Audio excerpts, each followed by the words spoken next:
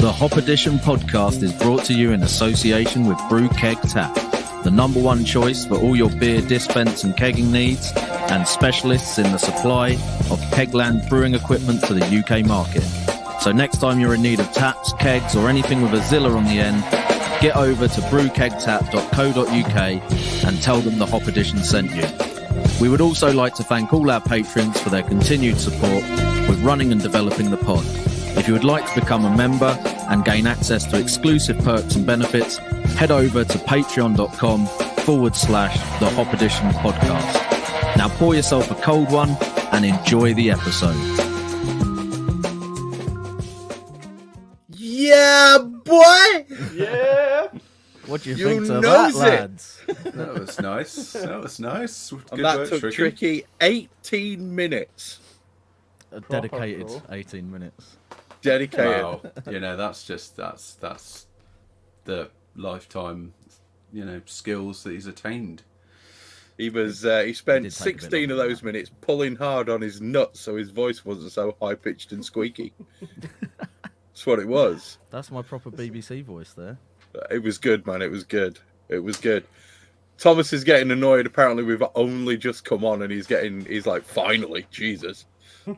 Calm down, Thomas. Calm down. We had some technical issues we had to resolve. Oh, shit. Yeah, that's it. Luke, get fucked. Full philosophy. Yeah. Right then. Today's episode. What are we discussing, gentlemen? We are discussing today what is the true cost of home brewing. Hopefully Now, the with listener that, isn't listening.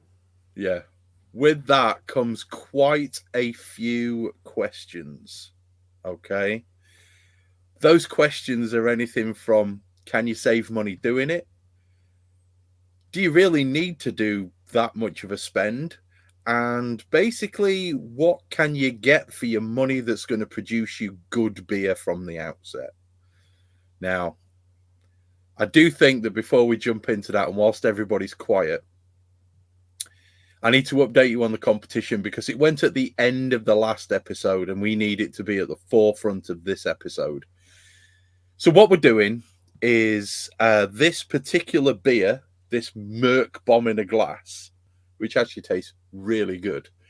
I threw up a post with the Brewfather recipe for this particular beer, and I said, whoever gives us the best name, be that the funniest name, the most appropriate name, be that all kinds of just the best name, just the name that we like the most, the Hop Edition is going to buy you, after we've banged the drum for literal years of how much you need closed transfer, how much you need pressure fermentation, how much you need a Firmzilla all-rounder, because that's what we've banged, really. We're going to buy you one with a full pressure kit, and our sponsor's Johnny at Brew Keg Tap. What he's going to do is he's going to ship it out to you, whether you are in Europe or whether you are in the UK. We're going to ship one out to you. Now, if you happen to be in Australia, I'm fairly sure that I can get you one shipped from Kegland themselves. If you happen to be anywhere else in the world, you're probably up the creek.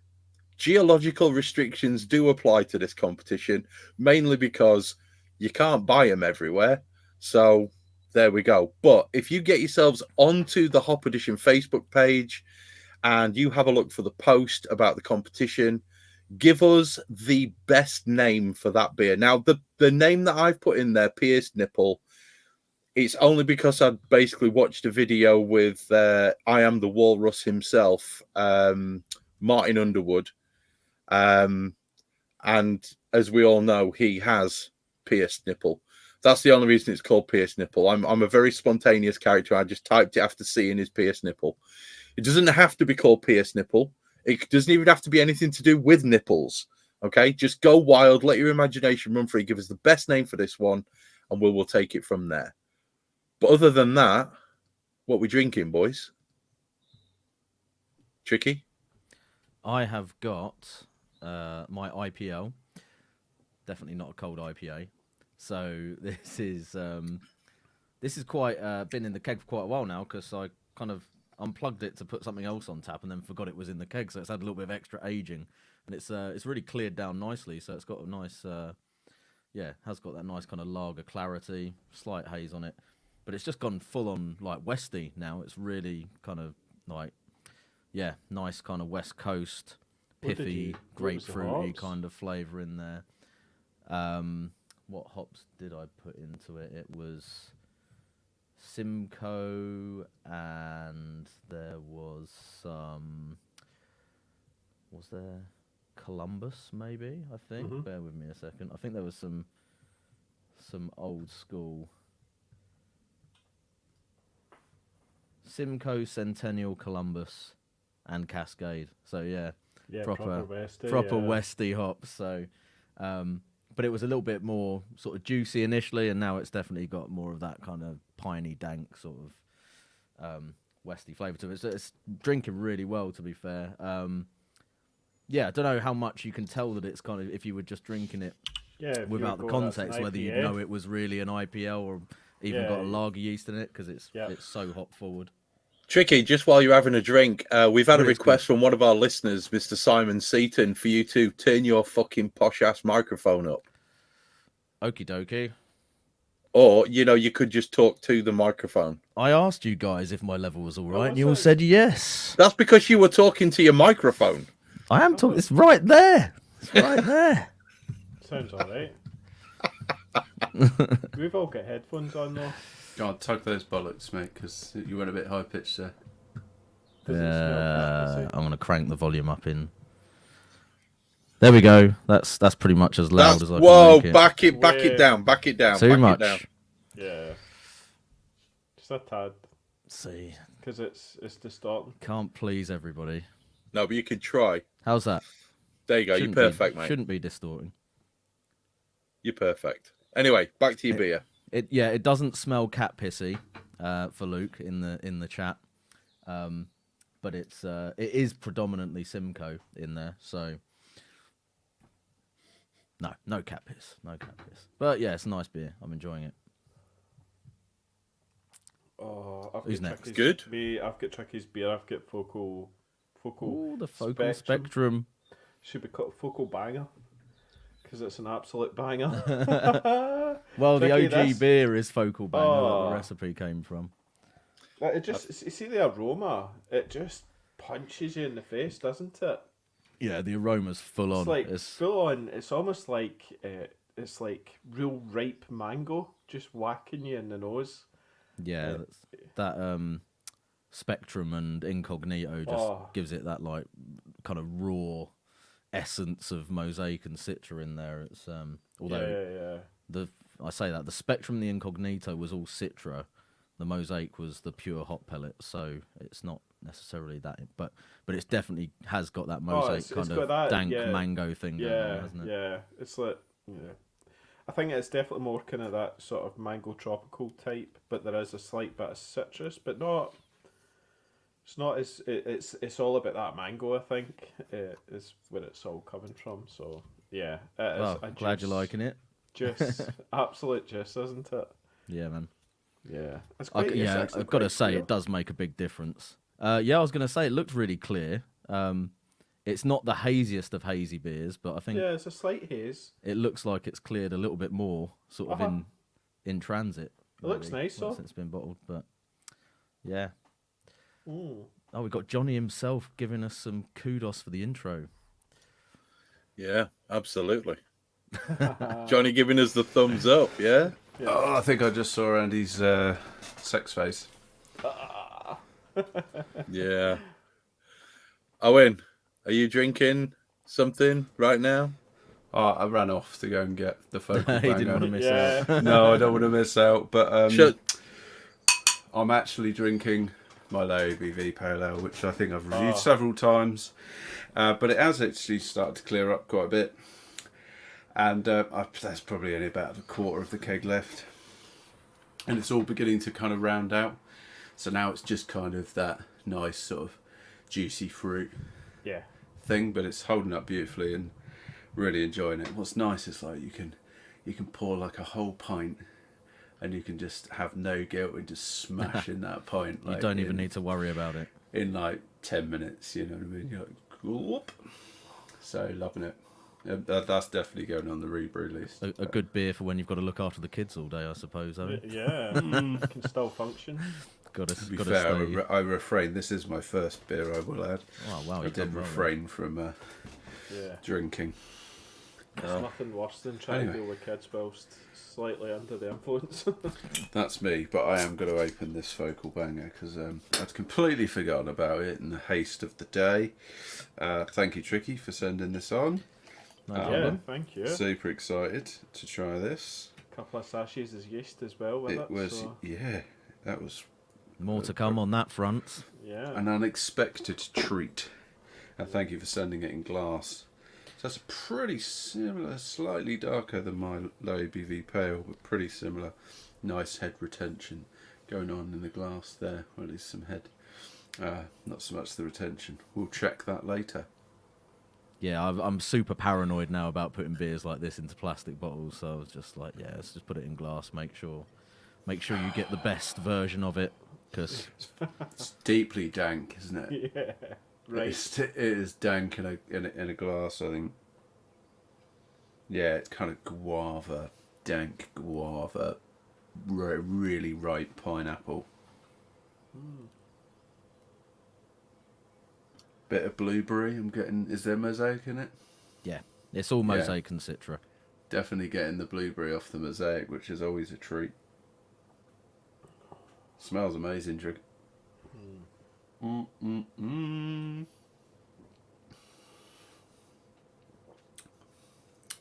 Oh yeah, the good whack of bitterness though. Or more bitter than I was expecting it to be. Mm-hmm. But yeah, I guess that's good balance. That is the kind of alchemist. Yes. Yeah. Exactly. Kind of American style kind of makes approach. you want to go back in. That's for sure. I think it's really good. I think it's a really great way of making these sorts of beers. It achieves better balance, I think, and it makes it more drinkable. So you want more than one. Although it's 6.8%. Is it? Too sure how many I'd get down me. Yeah, if I'm honest. It's a dangerous one, to be fair, because it's quite smashing. I did not even notice that was 6.8, but wow. Yeah, that goes down really easy. Wow. Yeah. Very nice, mate. Thank you for sending that on. I'd get tons of blueberry out of that mosaic. Yeah, no, I'm glad you enjoyed it. I'm saying it's more mosaic than citra.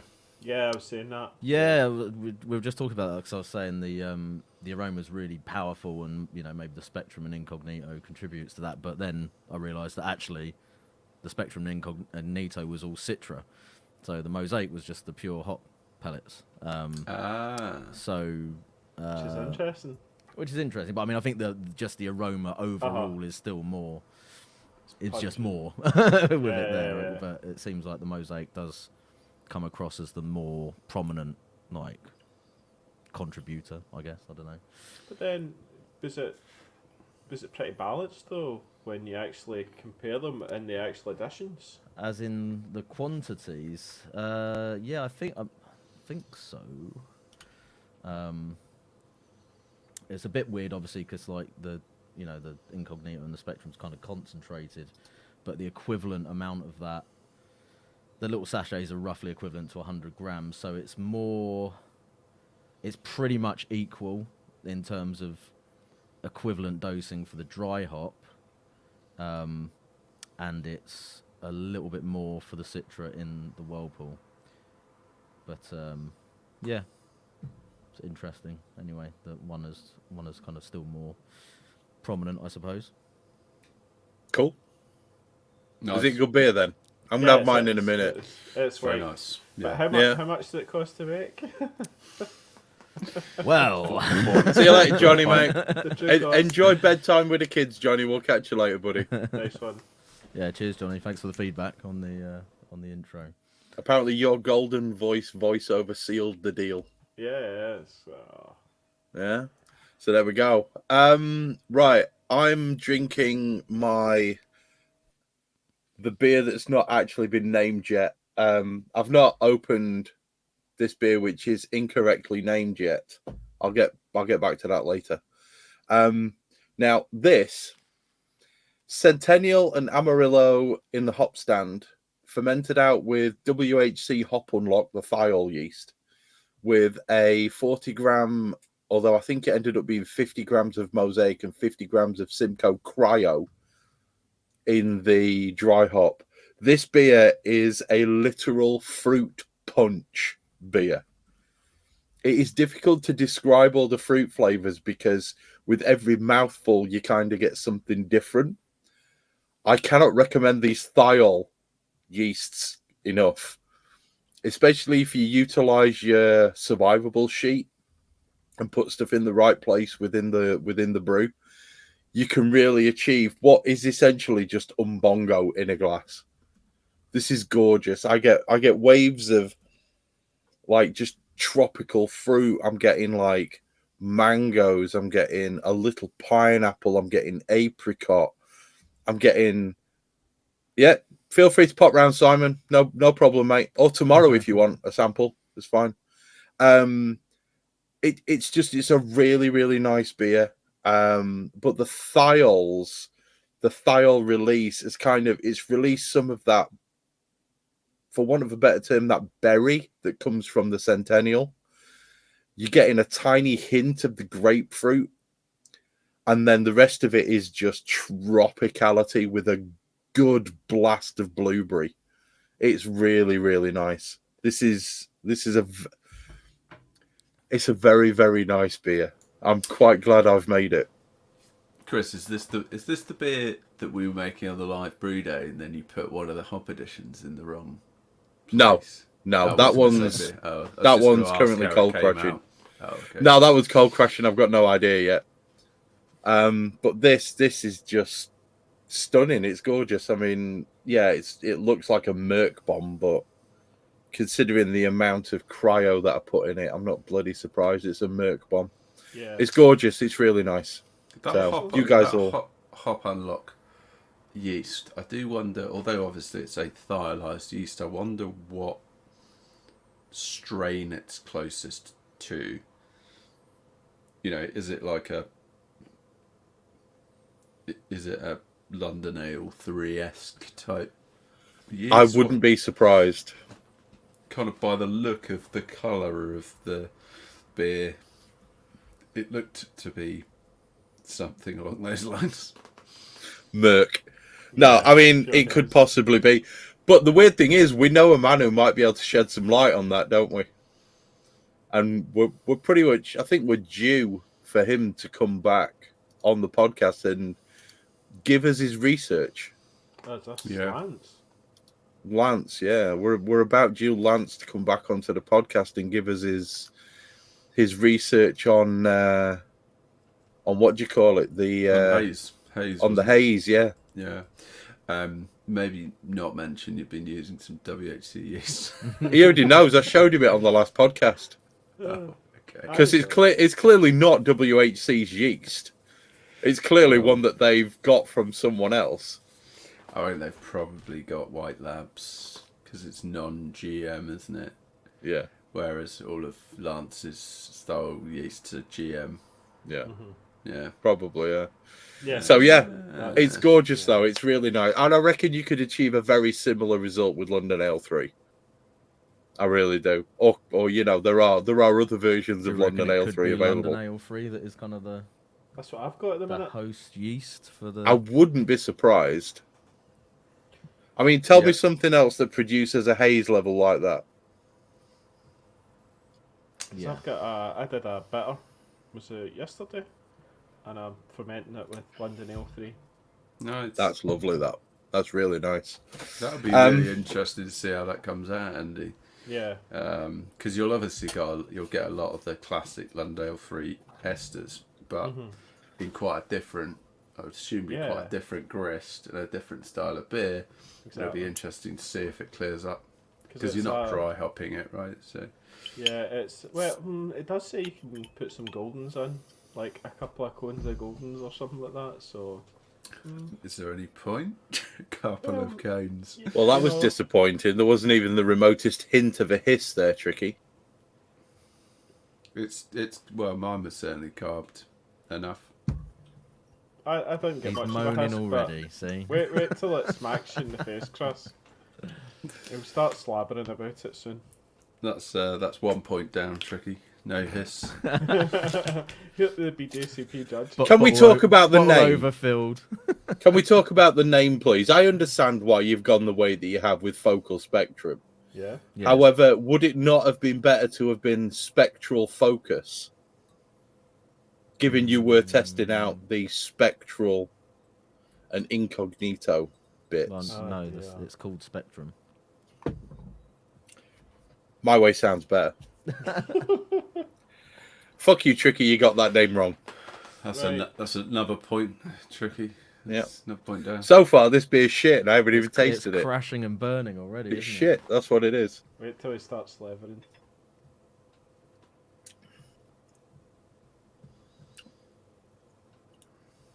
Meh. It's all right. It's all right. Rude. Someone knew him. No, it's quite nice actually. Now fucking move on. Mine is slipping down. We're 21 minutes in. Can we fucking move on? It doesn't drink at 6.8%. No, it really doesn't. Well, you're on to your second beer of the what we're drinking segment, so it's going to drag on a bit. That's true. My bad.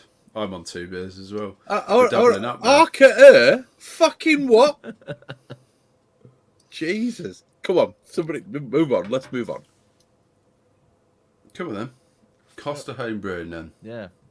So I think we should probably, just again warn people if there are any better halves in the room currently. Be aware there might be some numbers being talked about here, which could spoil some of the ideas that you might have put across previously. It's funny. It's funny. I said to the missus we were doing this tonight, and how much we've spent on kit. And she just straight out came out with a number that I'd spent, right? And I was like, yeah, pretty much. Was she close? Like, well, she was bang on, yeah. Oh, wow. And okay. She was like, well, I'm an accountant. Yeah, there's no getting that past you, right? No. Your missus, Andy. Did you not just go and fucking ask her? Somewhere. She's got a spreadsheet somewhere.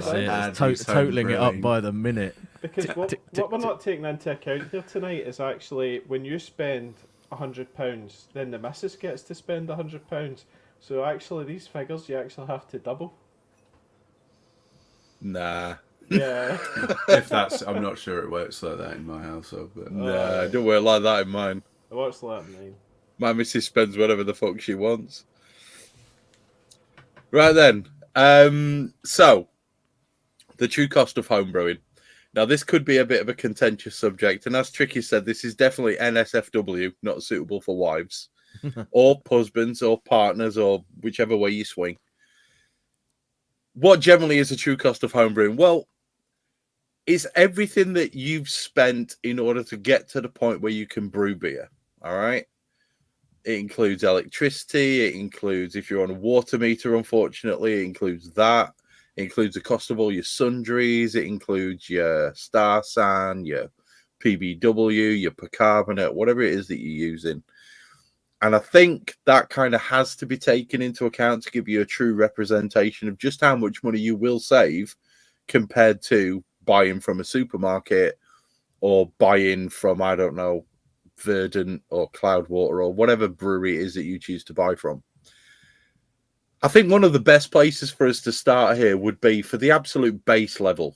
Okay, what is it that you can spend for the absolute base level to be able to ferment out kits, put it into either bottles or a pressure barrel, and just kind of get to the point where you're making your own beer to drink at home? Now, I think we can all agree you can buy a pretty decent starter kit for about £1 ton. Was it a ton or a 200? Yeah, £100 or £200. It's about I've seen them for £100. Yeah. Is this the electric buckets, Chris? No. This is just the starter kit to ferment out kits. So if you're doing it, we're talking about extract kit. Extract. Yeah. Which are great, aren't they? Because it actually you find your extract kit. You end up taking it through your whole brewing journey because that bucket eventually becomes your cleaning bucket, the metal spoon that you get, you basically still use the metal spoon that you get with the kit. You know, there's a lot of stuff in that starter kit that isn't a waste of money at all. It's actually probably one of the most valuable bits of kit that you buy at the start. It's one of the most cost-effective things that you'll shell money out for, because it will literally go with you from start to finish.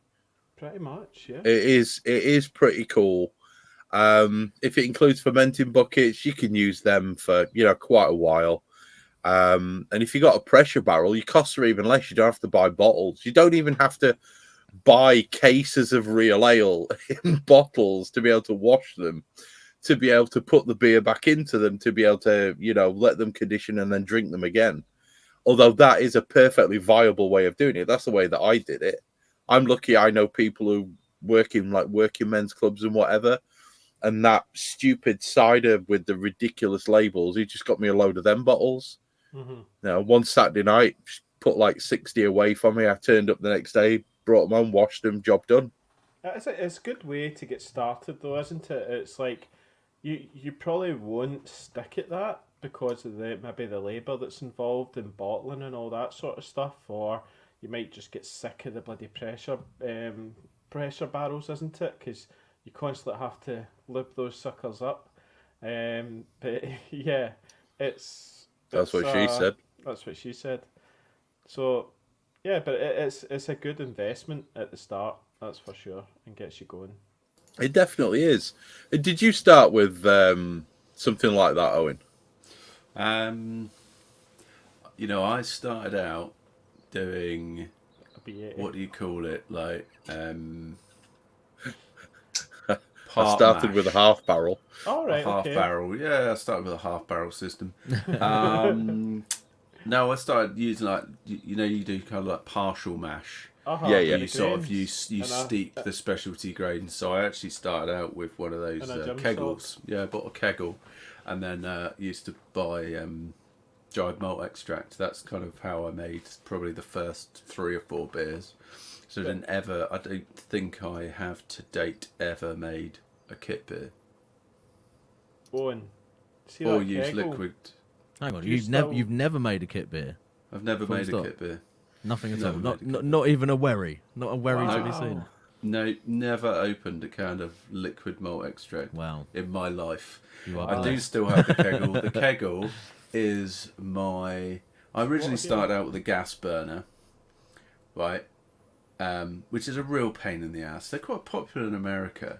Yeah. But just trying to find the gas canisters and stuff is a bit of a pain. You've got to pay deposits, and annoyingly they'll invariably always run out halfway through a boil. So I actually moved to electric quite quickly, and I fitted my own electric elements into the kegel. And then soon after that moved into brewing the bag, which I'm sure we'll get onto as a discussion point. But no, I've never made a kit beer. That's fascinating. But I started fermenting out just in classic buckets, which I've still got because they make great buckets for grain. You weigh your grains out in them, then mill your grains in them. Yeah, exactly. You can wash stuff in them. They're great. Everybody's probably got a plastic bucket left over from the very beginning, right? That they're using. That's it. Something or other. They're handy as hell. I would like to say that I still have my first ever plastic bucket left over. Unfortunately, the wife came up with an amazing idea to cut slots in the side, fill it with compost, and plant potatoes in it about 3 years ago.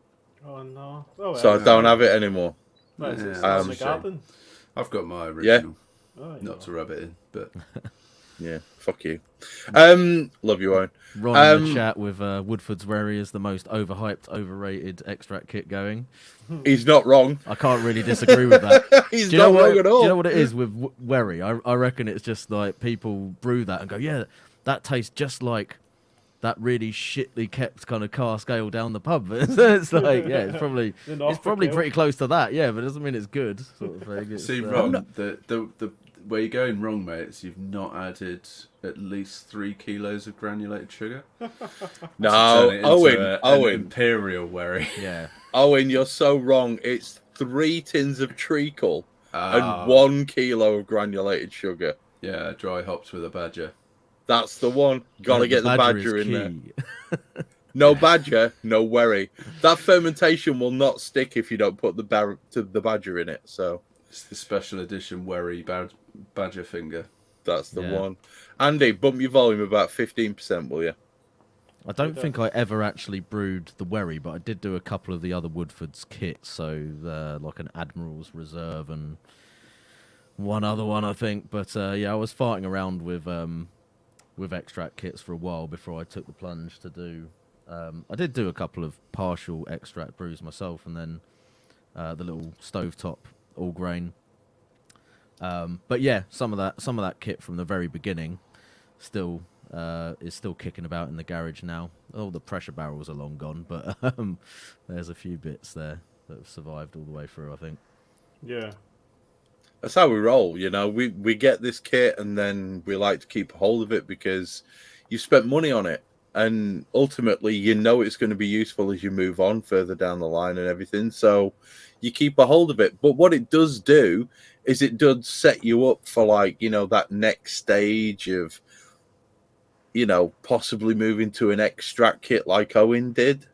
You've got your grains that you steep, like Owen said. You've got your spray malt or your LME to be able to, you know, mix with a bit of hot water and put that in and all that sort of stuff. But a basic extract kit setup's probably going to cost you around 65 quid.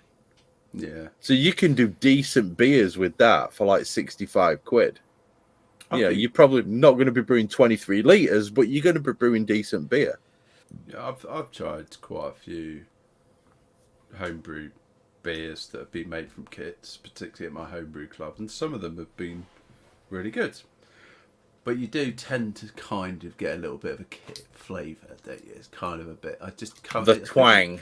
I think it just comes with liquid malt extract. I don't know what it is, or it's the yeast is very often either not enough or it's not at its best. I'm not exactly sure, but you can. It's the 3 kilos of silver spoon, mate. That's what it is. Yeah, and I think there's a big difference between, like, you know, your Wilco kit and your kind of higher end kits that you could perhaps buy at the malt miller or wherever. You know, I think there's a material quality difference there.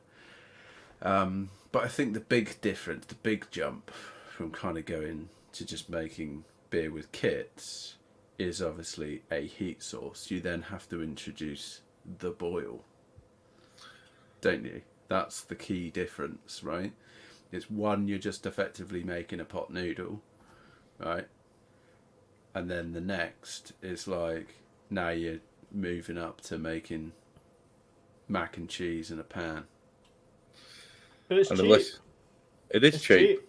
It's like that'll probably. I don't know if it is the cheapest, right? But it's the most straight. That's the easiest way for someone to get into homebrewing is with these kits, you know. And it won't cost. It'll be a lot cheaper than the pub, right? But the quality, like we say, is like that's why most of our listeners, right, all grain, yeah, pretty much. Everyone that's responded, all grain. No one is doing extract. No, but then we don't. We're all grain brewers, and we're positioning the podcast as a proper home brewing, all grain. It is. Yeah. I agree with that. We don't ever talk about extract brewing. So therefore, unsurprisingly, our listeners are not extract brewers for the most part. It would be a bit weird if it turned out they're all kit brewers who are listening to this. Yeah.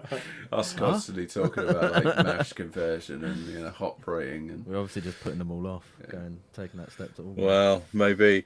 Just before we move on, I've just got something I need to ask Andy, so you might want to make a note to like trim this bit out of the episode, Tricky. Andy, are you sure that you're on that microphone in front of you and not on the piece of crap on your Mac? Because you sound shit. I've got to be honest. It sounds a bit distant. Yeah, I know what to do. Right, how's that? No? Was it better earlier? Right, tell me when. There we go. Leave it. Don't touch it. Leave it exactly how it is. How's that? Better. Okay. Why is it so distant? Because it sounds like your microphone's in Kazakhstan. Is it still bad? No, it's fine now. It's better. Right. How do The you get mic's it definitely facing the right way, isn't it? Not to. Yeah. be- The only reason he's faced it that way, Tricky, is so he could put the High Road Brewery sticker on the fucker. Yes. Yeah. All right. Yeah. Sorry, guys. We're not allowing sublet advertising, I'm afraid, Andy. No, we're not. Even though Tricky's wearing a fucking t-shirt. Turn your camera off, please. Gotta get it in. Yeah. So raise this chair up a little bit, really. the basic steps that we're talking about, as far as keeping this affordable and the actual cost of what it's gonna, the money out that it's gonna cost. Looking about 100 quid for everything as a starter kit to be able to brew kits. Then you're talking about 65 quid for a basic extract kit, because all you really need is a bucket and a few bits and bobs. It's not much more than about 65 quid. Ron Muir's just said he started out with something that he bought for 50 quid. Bonus 50 quid is even better. But if you want to go the full Monty, you want to make proper beer. Not that that's not proper beer, but you making the beer rather than rehydrating something that somebody's already made for you. A basic all grain setup with a recipe kit is probably going to cost you about $1.5 tons. Now, here's where the numbers come in, okay? Because for 150 quid, you can buy a Pico boiler, a bag, and a full all grain kit. And as long as you've got a plastic bucket to go with it, which you can pick up for about 8 quid off eBay. I used to get mine off eBay. I used to buy 3 for 22 quid delivered. I think that kit we're looking at is basically all of that. With it comes with everything. Fermenting as well. Yeah, it's literally everything. Well, I won't say where it is because that's we're not advertising that particular brand on this podcast. We're not. But yeah, that was basically a full setup with Pico boiler, plastic bucket, and all the other bits and pieces that you would need. Chiller, I think, in there as well. There was a chiller in it for 150. Yeah. Basic copper chiller. Okay, no. So it's a really good value. Starter. And as we've as we're getting on to, actually, if that was where you were going to stop, it's quite easy to. You're not doing too bad. Yeah. No, because the actual money that when we come to, is it worth it? What's the true cost? What did we work it out as? We worked out that if you were to buy, where are the numbers, Tricky? Where have they gone? Just down here. Where are the numbers? Which numbers are you looking for? I'm looking for the numbers where we were talking about. Oh, yeah. So thank you for highlighting that for me. So how quickly does it become cost effective after you go all grain? Okay, because we could talk about kits. You're making money after the first go. All right, you're saving money after you've made those first 40 pints. Oh, extract. Yeah. Literally, if you assume you walk into a pub and you pay $3.50 or $4, I don't even know how much it is in a pub these days. I haven't been for ages. You're basically looking at £4 a pint. We'll call it £4 a pint. For 40 pints, that's 160 notes. If you spent a ton, you've saved 60 quid. And it's not travelled. And it's how you want it. And it's in your shed. And you don't have to deal with fucking bunch of drunken idiots in the pub on a Saturday night. It's a winner, okay?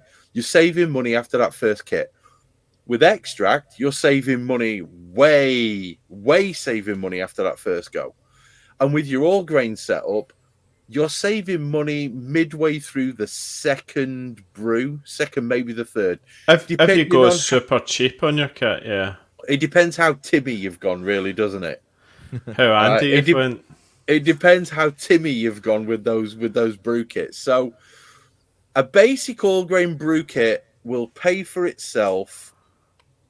Oh God, I've got a message from Oscar's school and it's a Saturday. A basic all grain setup will pay for itself after about 2 to 3 brews. And if you bought 40 pints of beer in a supermarket, you're looking at anywhere from 45 to 90 quid. Right? Yeah, for 40 pints, yeah. That's in a supermarket, and that's assuming you're buying shit. If you're buying top Stella, end stuff, that's Budweiser Stella at 45 to Beck's. Your £2, £2.50 kind of beers in Lidl or where you're maybe getting something a bit more crafty.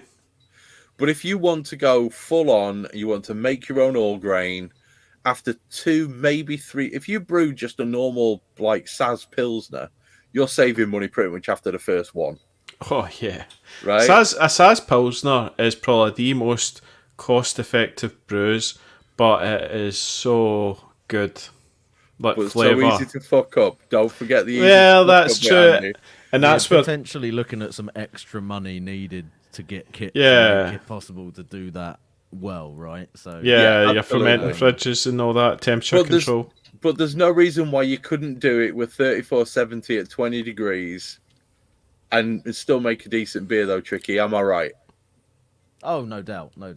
Exactly. So, reality: 2 to 3 brews you've paid for your all grain kit. Now the bottom line is it worth doing? And the answer is absolutely yes, it is worth doing. Absolutely 100%.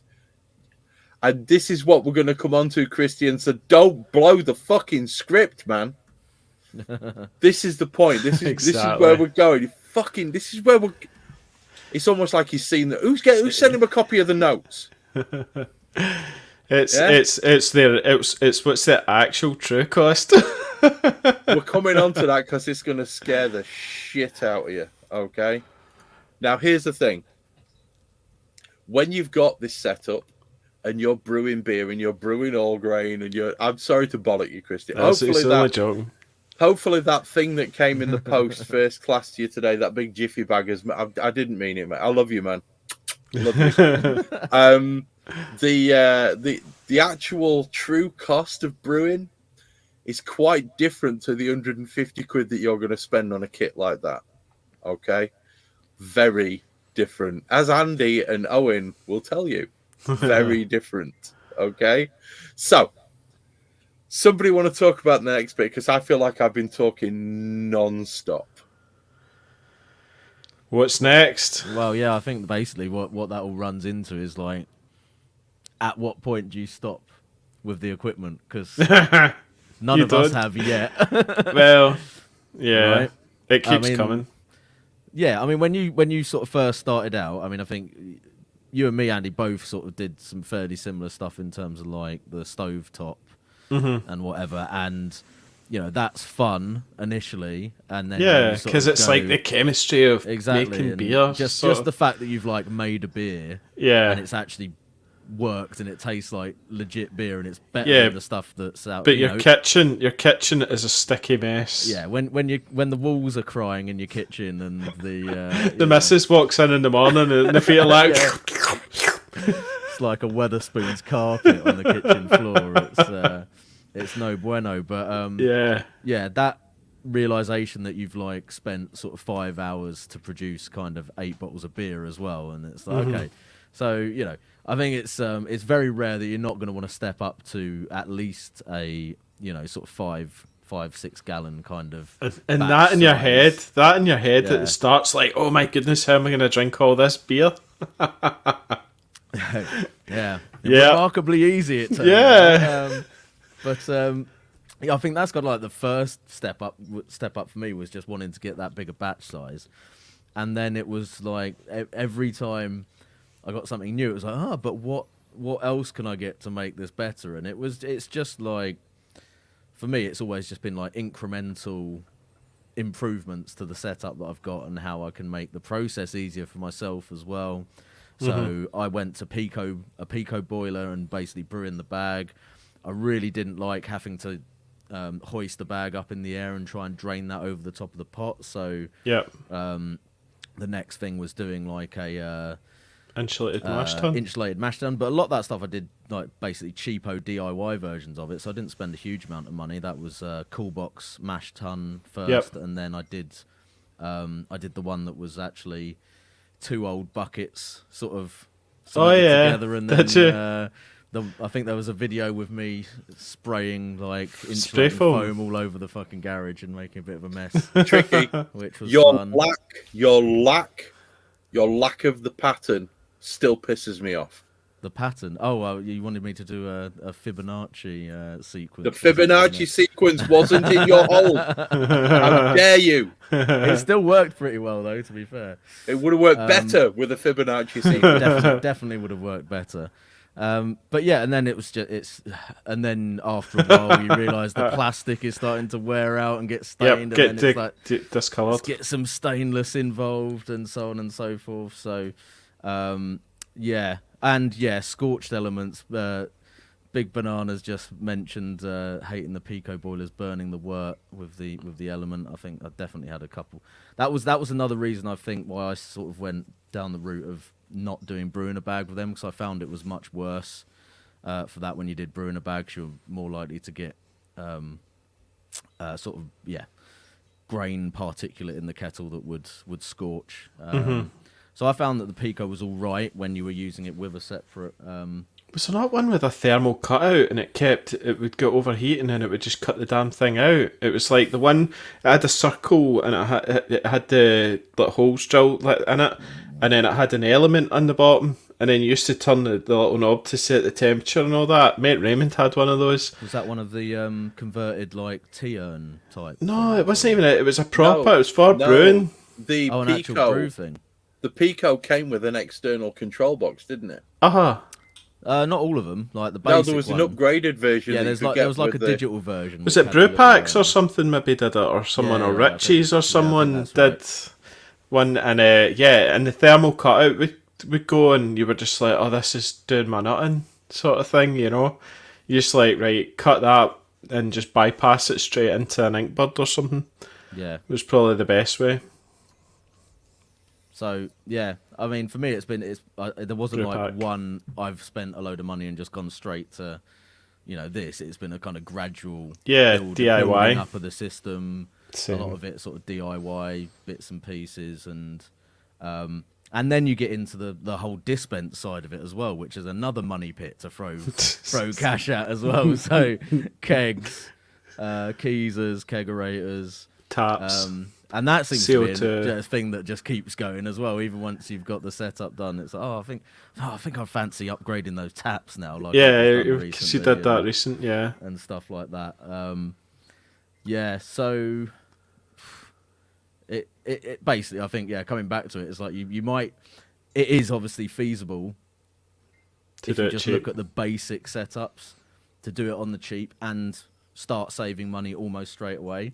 But the reality, I think, for all of us is that the equipment costs just keep on going to the point where it's very difficult if you are factoring that in to say that you are realistically saving any money whatsoever. Yeah, I messaged Chris last night saying I had to buy PT100's sensors. 40 quid. There's 40 quid down the pan. But here's the thing, right? That I always think about is. And I guess we're going to come on to this point at some point, but the reality is,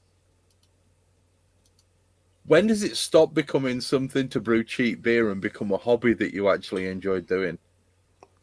I've got a mate, right? I'll put this into context. I've got a mate who started out with, it was a decent car. It was a BMW M3. It was an old one. It was an E46, but it was an M3. Mm-hmm. And all of a sudden, he went to a place where we used to race motocross together called Blyton, right? It's a like car racing track. And all of a sudden, they were drifting. So he turned his E46 into a drift car. And then he had a bit of a prang in it. And this is his hobby. This is what he does for a hobby, right? And all of a sudden, that E46 became a $6,000 repair bill. Became a new set of tyres every week. Well, that's became upgraded engine. This is the point that I'm trying to put into perspective is the numbers that we're going to talk about, okay? The numbers can get pretty big from brewing by the time you've bought uni tanks, rewired your house, bought a glycol chiller, built a ferment beer pie. All these kinds of things can add lots of money, can't they, Andy? Yeah, easy. Ask your accountant. But the point is, my mate he does drifting as a hobby in an E46 Beamer, and all of a sudden he's paying 3, 4, 5, 600 quid a month out on his hobby. Can you tell me somebody who spends 500, 600 quid or 4, 5, 600 quid per month on brewing? Because I don't think you can. And what does he get out of it at the end? A shitload of tire smoke and little bits of rubber in his car. What do we get out of it? Beer to drink.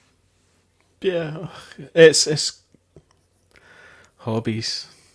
Exactly, and that's what it comes down to. Well, that's it, isn't it? It's a hobby. It's not a money saving exercise. No, as Chris was getting at in the chat as well. So yeah, liver disease. There's so many. The hobby there has been a few. Bonus liver disease. Yeah. What was it? Brett Harmon said. He said it was something along the lines of Beer belly. Yeah.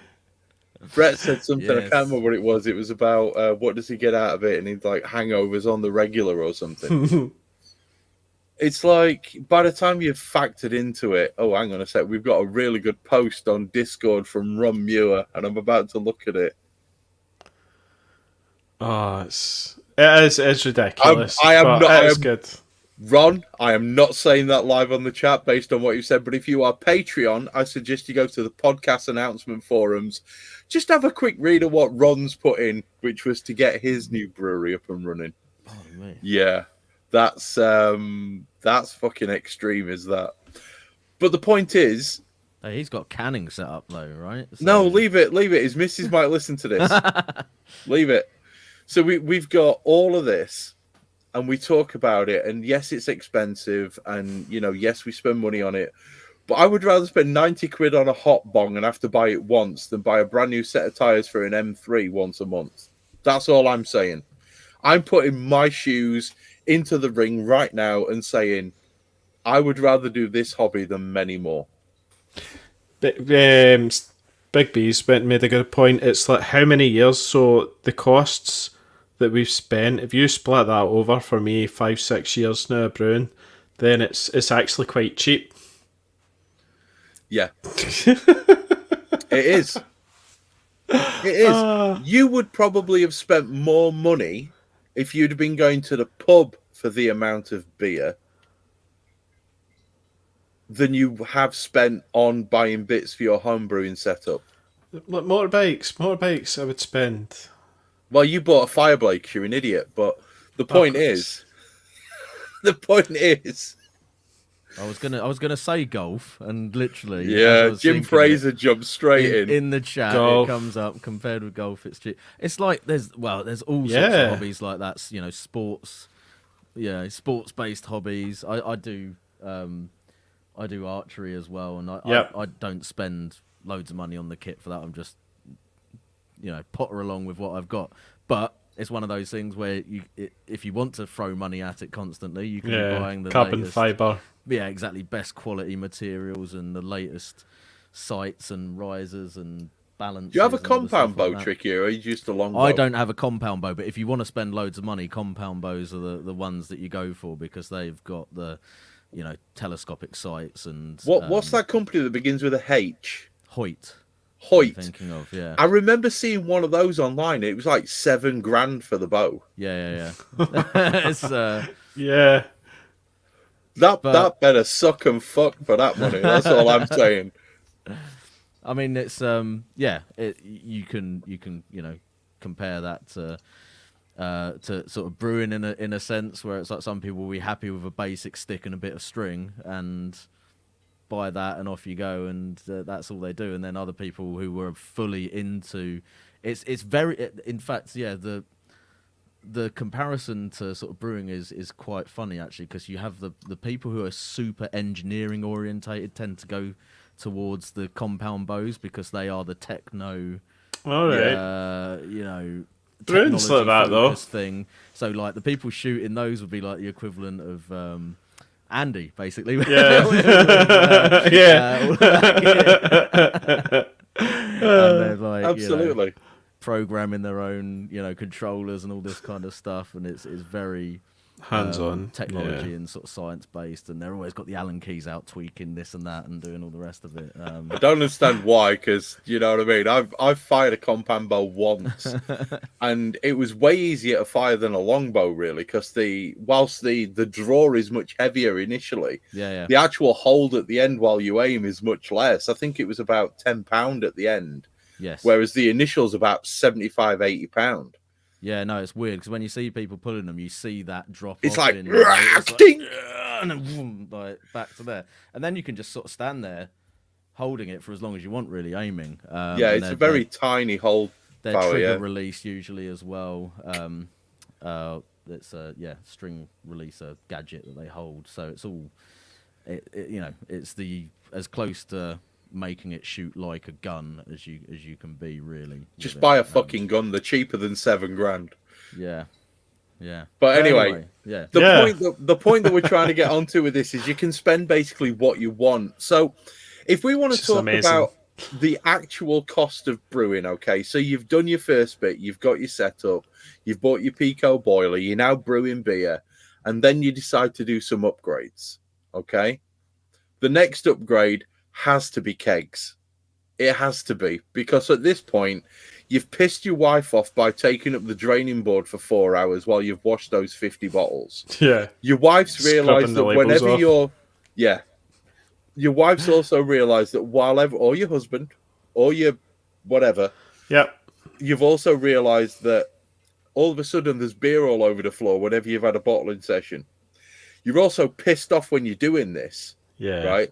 Because you're having to scrub 50 fucking bottles. So you buy kegs, but then you need a kegerator or a keezer, and you need taps, and you need CO2, and you need a regulator, and you need lines. You need to learn how the fuck to balance it. You're bound to fuck up and waste a gas cylinder once, maybe twice. And then the costs begin to escalate, okay? But then you realise that Pico, whilst it's doing its job, it's scorching your beer. You don't want that anymore. So now you want a stainless steel vessel. Or now you want that all-in-one, which... You want it automated? I was doing a plug. But now Brewkeg Tap do a really excellent all-in-one called the Brewzilla version 4, which comes with a controller, and it's amazing, and you can control it from your phone. So you should maybe go and look at Brewkeg Tap for one of them, because they are pretty good, actually. And then all of a sudden, you've then decided you're going to move away from an all-in-one. You want 3 vessel. Then it's £1,000 because you're going to upgrade to 50 litre, because everybody does. So now you've got to buy a mash tun, then you've got to buy a kettle, then you've got to have HLT, and then all of a sudden, it's like, now you need elements. And the next thing, you're tricky. And it's like, well, tricky, can you build me a twin chiller? Because obviously this piece of crap that I've got isn't doing the job fast enough. So then you need a twin coil chiller made out of copper, custom made around a wasabi peanut packet by the bearded one himself. And all of this begins to add up. And that's where it stops being producing cheap beer. And that's where it becomes a hobby. But the fact of the matter is... I mean, that's big numbers. That's huge number. That's $7,000 Hoyt compound bow numbers, right? What we're talking about is you can do it for relatively little money, but no one's really going to stop there, are they? There's very few people who stop there. Unless your name's Dell, you're not really going to stop there. No. So all of a sudden... Is it time to quote actual numbers now? I think at this point we're an hour into the podcast. We've got to wait for Owen to come back to quote the numbers, really. So I think at this point we're going to leave you on tenterhooks for a second, and I'm actually going to address a point that Lukey Stevens has just made. It's the same as everything with the hobbies: football, rugby. By the time you've bought boots, paid to get to the matches, paid for your kit. If you're a football fan, by the time you have bought the 16,000 different kits that whatever fucking Premier League team that you support releases in a year, you've bought the boots that your favourite players got. You started drinking the same scotch that your favourite player sells, and all this sort of shit. Everything becomes expensive. Shooting, don't even go into that one, Luke, because that is a whole different... That's like a new mortgage when you get into shooting. Oh, I love shooting. But going to the gym's £50 a month. All of a sudden, you're paying £600 a year to go to the gym. You need to go to the gym if you're producing this much beer, because you're going to end up a fat bastard like me. So all of this kind of tots up, and then we're going to get to some numbers. Oh, that's a good point, David. There's plenty of second-hand kits on Brewbay. Oh, there are loads. And to be fair, David would know that because he's all about Brewbay. But for God's sake, don't talk about fucking kegs. Just don't do it, because Keg Watch is real. And David, just be careful. Commercial kegs, yeah. Just be careful. Yeah. I mean, I used to work in a brewery, and I know what it's like when somebody nicks your kegs. It's fucking expensive. So, especially when they cut a hole in the top. It used to be like, we're talking 4 or 5 years ago. We didn't have these, Brew Devils and all these bits of kit that were all in ones. It was used to cut a hole in a keg, stick a couple of washing machine elements in them. We didn't even have fancy tri-clamp or anything. Yep. It was washing machine elements, and you were golden, basically. So, yeah. IFTTT has just announced on Discord that we're live. Nice. Literally 1 hour in. Nobody knew that. Yeah. So the what we're going to do right now is we're actually going to talk about a comment that Andy Mitchell's just put up. I don't know if you guys can see it. I'm going to highlight it on the screen because it's so important. Does it make the beer better? That's a good one. But that is something that doesn't really factor into the money cost, does it, Andy? I would love to sit here and chat about it. But does it make the beer better? Because you could spend all that money, and does it actually make the beer better? It's because I don't know. What's the name of the Team GB cycling coach who used to coach that weird Scottish fellow with the massive legs? Brailsford. David Brailsford or something like that. Yeah. That sounds like it's slightly wrong, but is that... Because what he said was the 1% Marginal gains add up. Dave Brailsford. They add up, okay? And I think if you get a hot bong and you do this, you do that, you do the other, and all of a sudden your beer is 15% better, that 15% is going to add up. Yeah. So I think it does make the beer better, but maybe not one of them at a time. Does that make sense? Yeah, if you're getting more control. Yeah, Richie Brooks has said the marginal gains in process more than taste. I think there's a few things that... There's less things that will make a significant difference to the actual outcome for the beer flavour-wise, I think. I mean, that said, for me, sort of like moving to kegging and having pressure fermenters where I can do closed transfers and all that kind of stuff has probably been the stuff that's actually been most significant in terms of improving the quality of the beer. Whereas other stuff, like changing from a Pico bucket to a stainless steel boiler, did it radically make the beer better? No, but did it make the process easier? Yeah, like massively so. So there's expenditure which is to make the process easier and more enjoyable for you as the brewer. No effed up days. Yeah, and in some cases it's gonna potentially help improve the beer marginally, but for me there are things that can be a more significant impact on that. But you can get repeatability. Like craft beer pie, it gives you all the set steps, so it's like you're doing the same thing every time because it's forcing you to not mess up, basically. Mm-hmm. Yeah, that's a good point. That's something that you probably would want to consider as well, sort of accuracy and repeatability. I think it's actually reproducibility. But yep. We won't get too technical. We're talking about process improvement. I've arrived. Yeah. Hang on, just a second. Whoa, hang on. Did Owen just correct you? Yeah. Holy shit. Sorry, guys. I had to dive out at a minor dog battery eating instant. Hang on. The dog was eating a battery? Yeah, he managed to get hold of the TV remote. We found one battery but couldn't find another, so it involved me moving the entire double corner sofa. I did find the second battery. Oh, thank Was it inside the dog? It wasn't, no. Thank God for that. I've not had to get elbowed deep down his throat. Carve the dog open. No, Don't do that. Yeah. Running turds through the colander to check. Yeah, but I think Straining turds.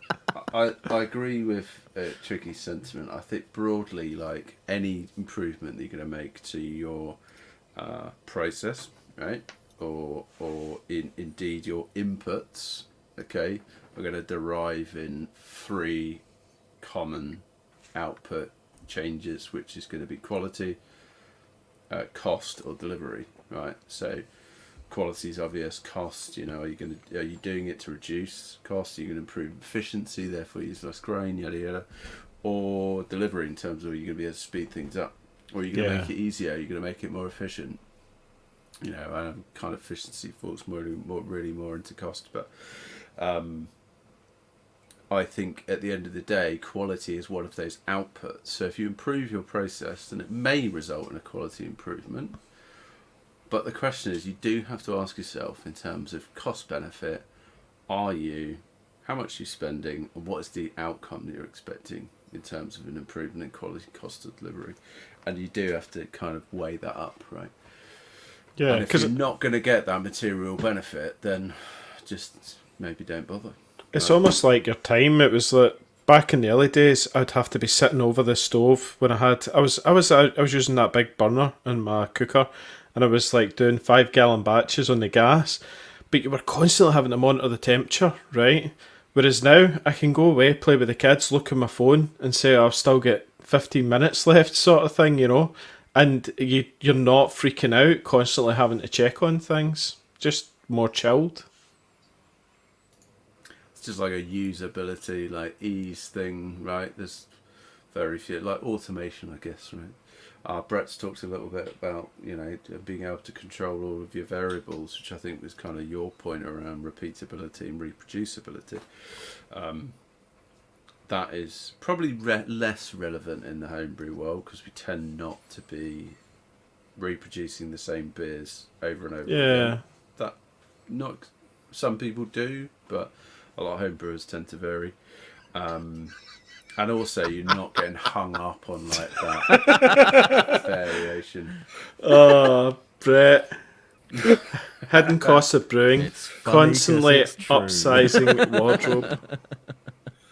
Yeah, I mean, hands up who's so moved true. up in a size clothes in the last. They don't make them much bigger than I'm currently, and I'm fucked.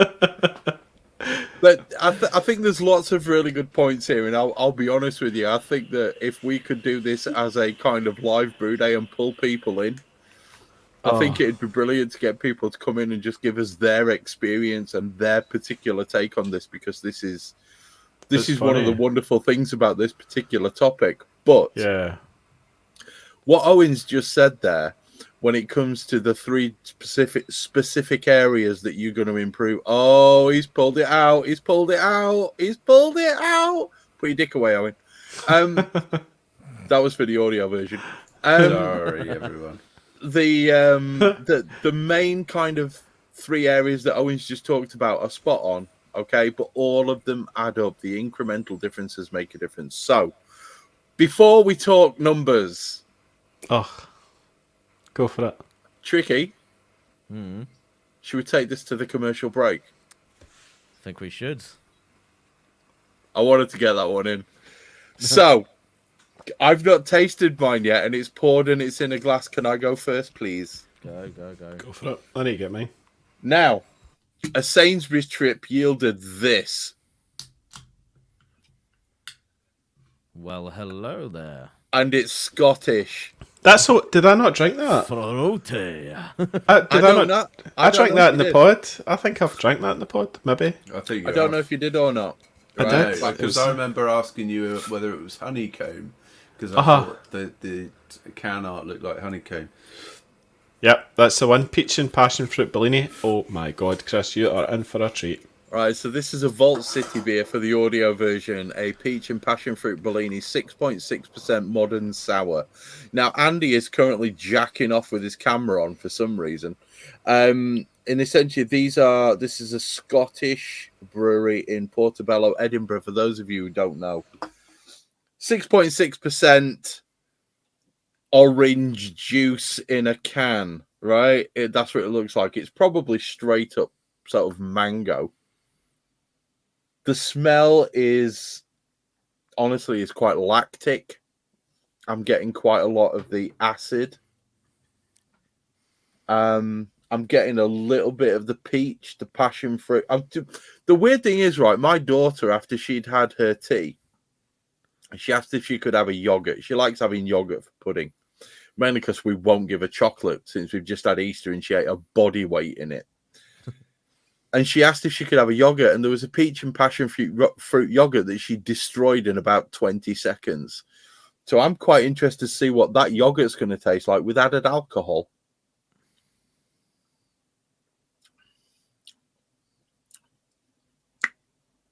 Oh, wow.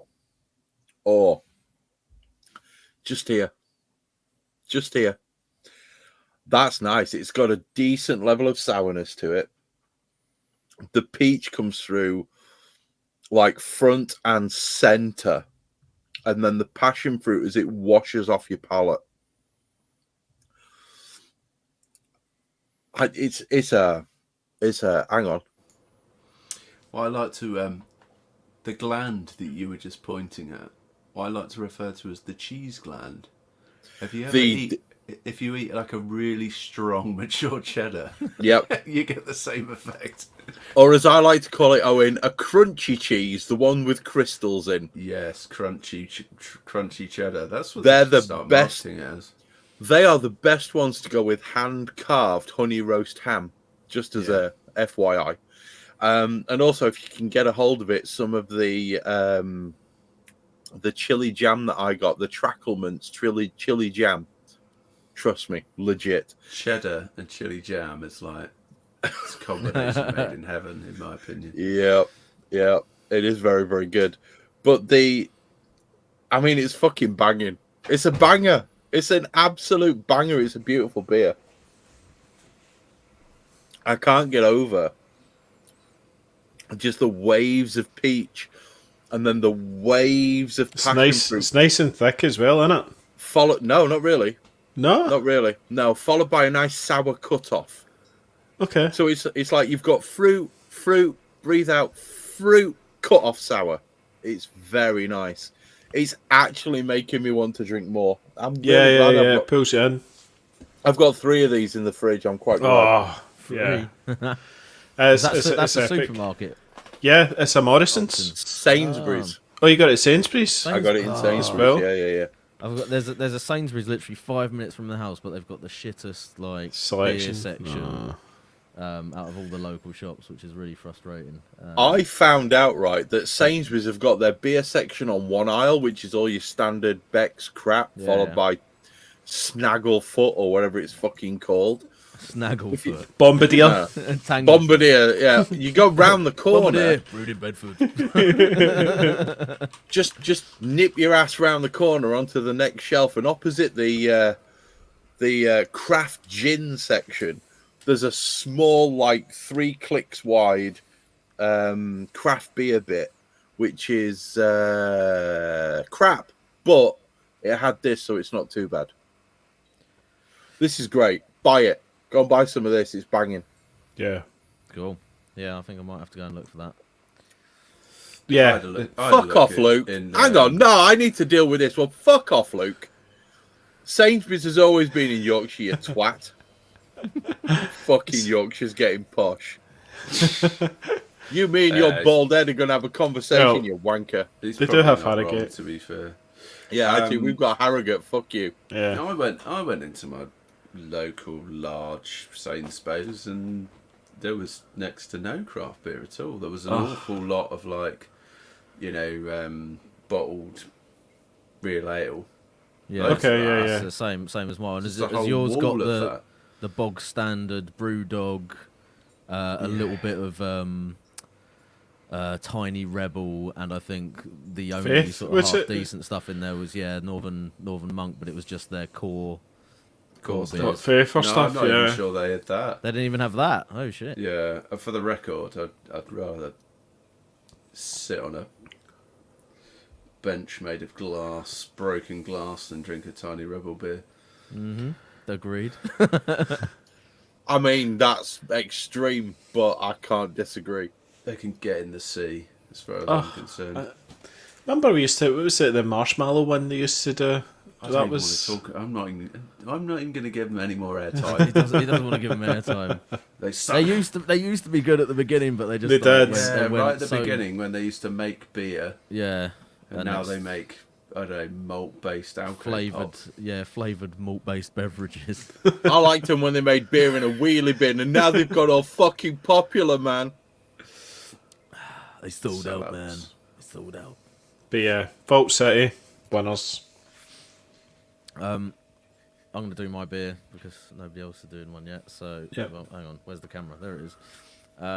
It's a Baron Freeway collab. Oh, wow. Play 6.5% IPA, done with Verdant and Rivington.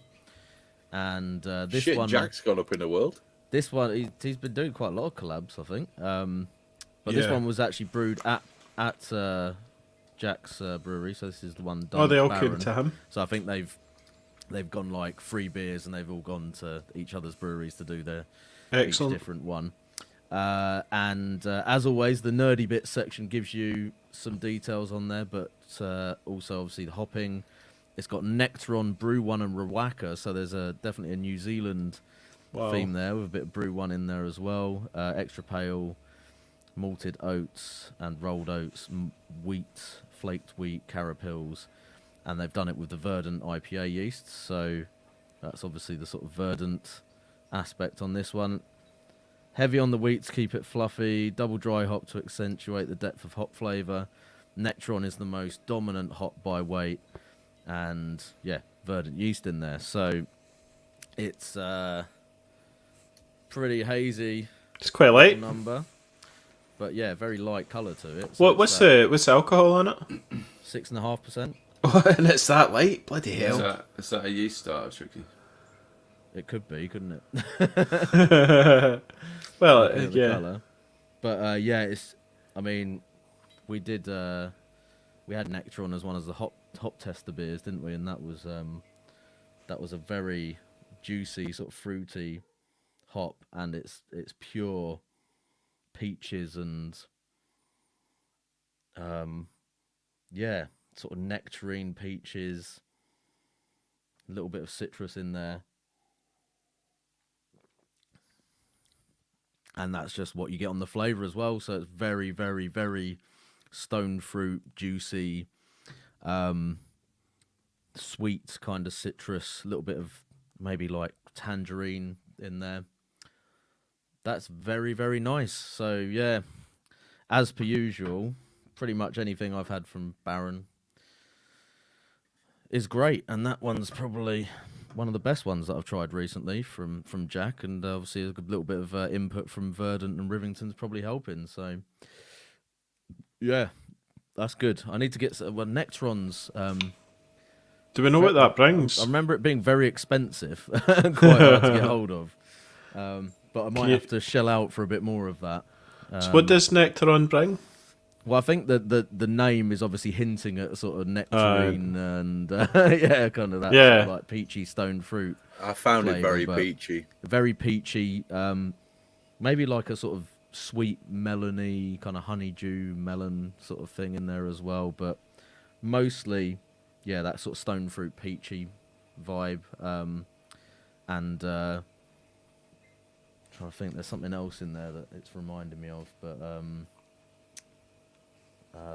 not necessarily tropical, but I think it's more that sort of sweet citrus kind of tangerine thing for me in there as well. But that's a really good beer. So nice.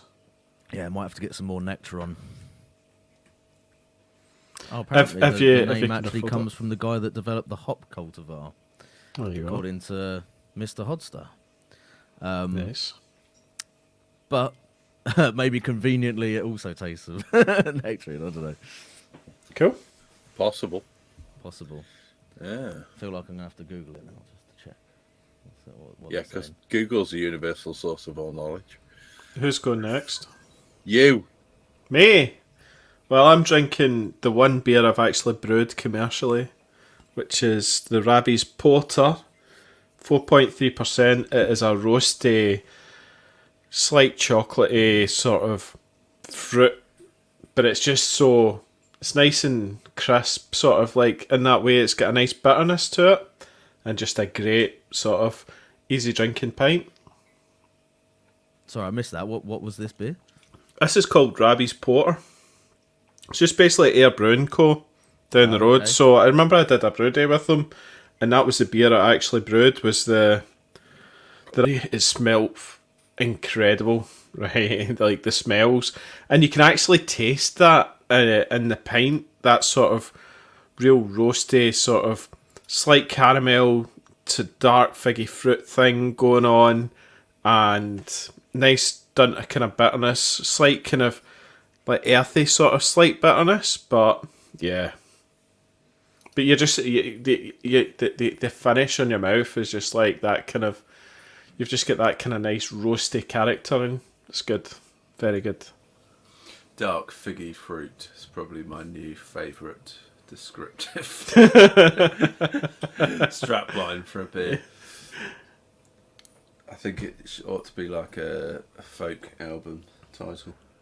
Dark figgy fruit. Here we go. Hang on, guys. Strap in, because Brett's posted a little message on Facebook that says, "Did you know that Nectar on hops were named after Nectar of the Gods, and the guy that created it called Dr. Ron?" Huh? Now we know. I'm going to call major shenanigans on that. I don't think that's true. I don't think that's true at all.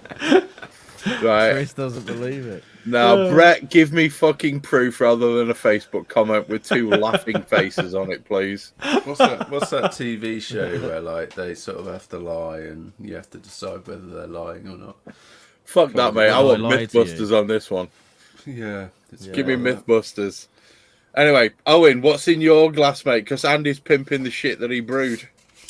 Which I can't fault him, mate, to be fair. I'm drinking, unsurprisingly, another Burnt Mill beer. This is the Gardens of Green series, which is Strata and Kahatu, which I think Tricky reviewed on his commercial beer all of 2 podcasts ago, maybe. Indeed, yes. So if you're interested in a more full review, just go and listen to that episode. But it's an absolute banger.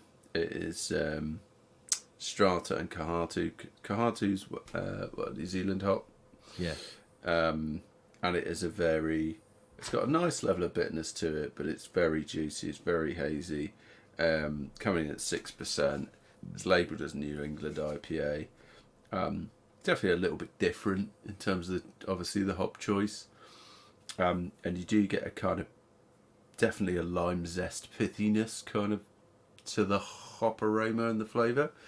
It talks about passion fruit, mango, fresh berries, all of that good stuff, in addition to crushed pine needles. I can't say I've ever tasted crushed pine needles. Can anyone attest to having tried that?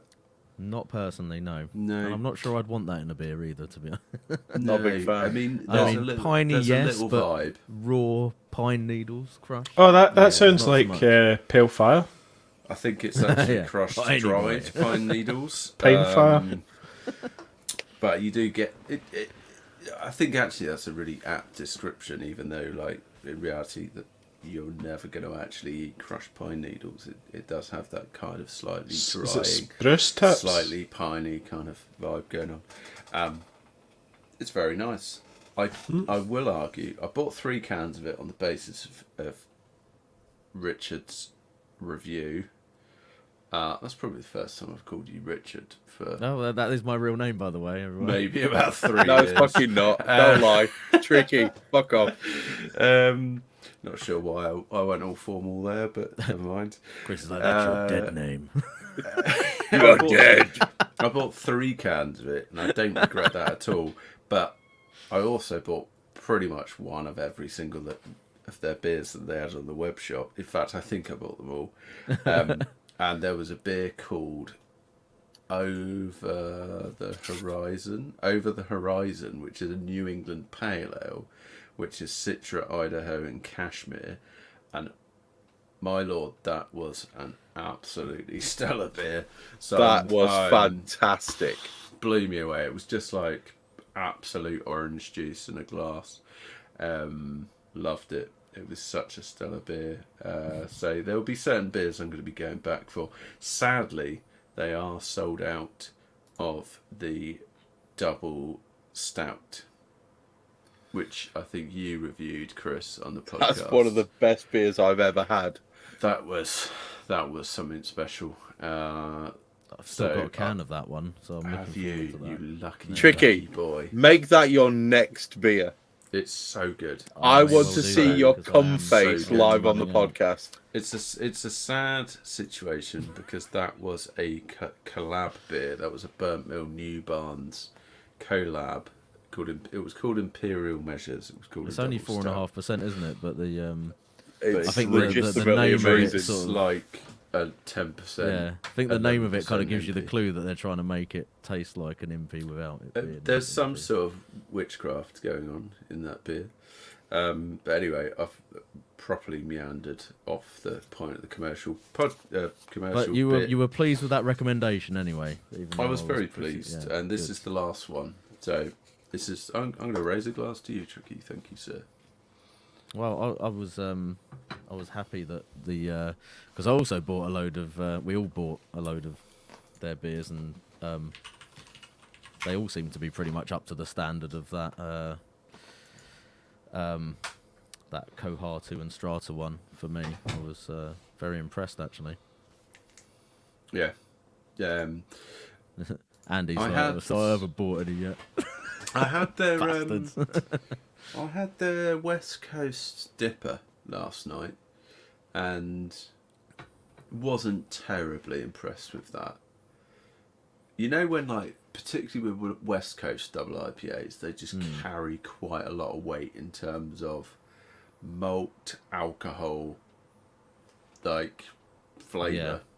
Yeah. And they're not very smooth. They're quite, like... bit abrasive. It's quite hard to drink, you know? A bit like, you know, sometimes you get triple IPA, which is just like, you know, it's a really big beer, as opposed to it's hiding its strength. That was probably the only. I don't want to say bad. It wasn't bad. Only beer that I thought that's not amazing. Yeah, I don't think I bought that one because I generally, I think they're quite well known for doing really good sort of West Coast style beers anyway. But yeah, my previous. Not from them particularly, but just in general of like double IPA versions of Westies is that they can very much tend towards what you've just described as being quite a little bit obnoxious as far as the flavour profile goes, for my palate anyway. Yeah, I'm with you there, Tricky. I'd just like to bring some information in about Kohatu because I've just looked this one up. Kohatu means stone or rock in Maori, and Kohatu the hop was released alongside Waiti in 2011, so it's quite an old hop. It's been around for a while. Yeah, you don't see it much though. Like I was thinking that's quite. That sounds new. Yeah, you don't. It was named after Kohatu, which is a small town nestled by the Motueka River, southwest of Nelson in New Zealand. And the blurb names that might be familiar to you there. One or two there. Now, Kohatu is not as fruity as Waiti, but with its intense aroma of tropical fruit and freshly crushed pine needles, it adds a wonderfully fresh character to beer. That's what it says. Now, having not really explored Kohatu very much, well, as much as I should have done, to be fair, since my dad was fucking there 2 weeks ago, I think I'm gonna have a look at Kohatu. I'm probably gonna pick up 450 grams and see where we can go with that one. Chris, did you not get me to pick any hops up for you? Unsurprisingly, no, since they would have all been confiscated when he came through customs. Is that right? Yeah, man. They're pretty funny about that over in New Zealand. Yeah, they were really not keen on you taking anything organic across board. Can I just say that my dad, even out of the country? Hang on, because this one will make you fucking piss your pants, right? My dad Everywhere he goes, wherever he goes in the world, he takes a jar of Marmite with him. Right? My dad loved Marmite. He has it on toast pretty much every morning. And my dad likes a bit of toast with his butter and Marmite, is all I'm saying, and it is in that fucking order. His bottle, his little jar of Marmite was confiscated when he got to New Zealand. My dad was pissed, right? Pissed. He's 80, what is he, 88 years old now. And he's like, why are you taking my Marmite? And they're like, well, because you're not allowed to bring it. He's like, well, what am I going to put on my fucking toast then? Anyway, by the by, my dad's quite as abrasive as I am, to be fair. I feel like getting some Marmite now. I fucking love Marmite and toast, mate. Is legit. Yeah, it's legit. But the point is, my dad was by the Motueka just outside of Nelson about 2 weeks ago. Because my dad's from New Zealand, so yeah. Have you tried the truffle Marmite? I'm going to sound really not yet. No. It's fucking amazing. Okay, I'm going to Sainsbury's tomorrow. It's absolutely stellar. If you like truffle, it's legit. I like Marmite. Well, I mean, that's exactly what you're getting. Truffle plus Marmite equals bloody good toast. I'm getting some of that in the morning. Right. And I'm going to not eat breakfast. I was just looking for Kahatu hops and literally in our other Facebook chat group, before I'd even found it, Luke Stevens has already ordered 450 grams off of Cross Maloof. Legend. Top work, Luke. That is speedy. I hope you told him that the competition's then you. Yeah. No, but what he did do was he referred to us by a fairly vulgar derogatory term. Oh, amazing.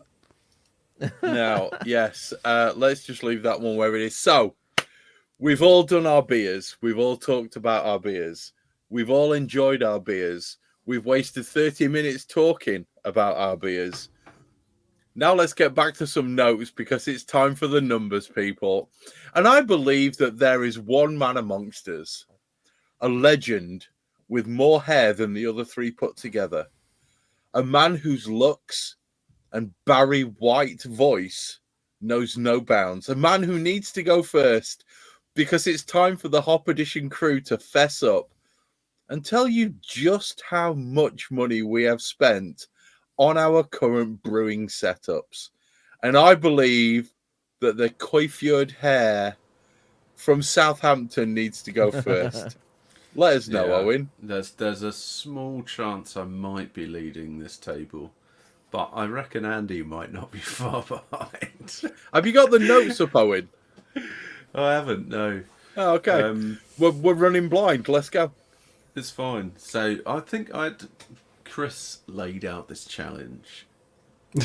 Challenge. At least, yeah, in terms of us doing this podcast, it was kind of like, well, it was Tricky's idea. Don't bring this one on me.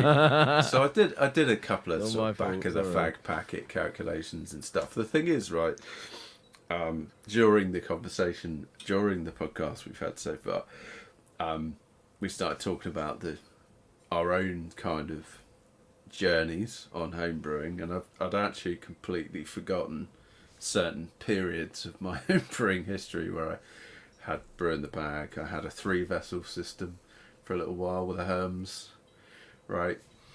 So I'd completely forgotten to factor all of that into the costs. So I reckon, because obviously I've got a Brutal's B80, everyone knows that's an expensive brewing system. Yeah.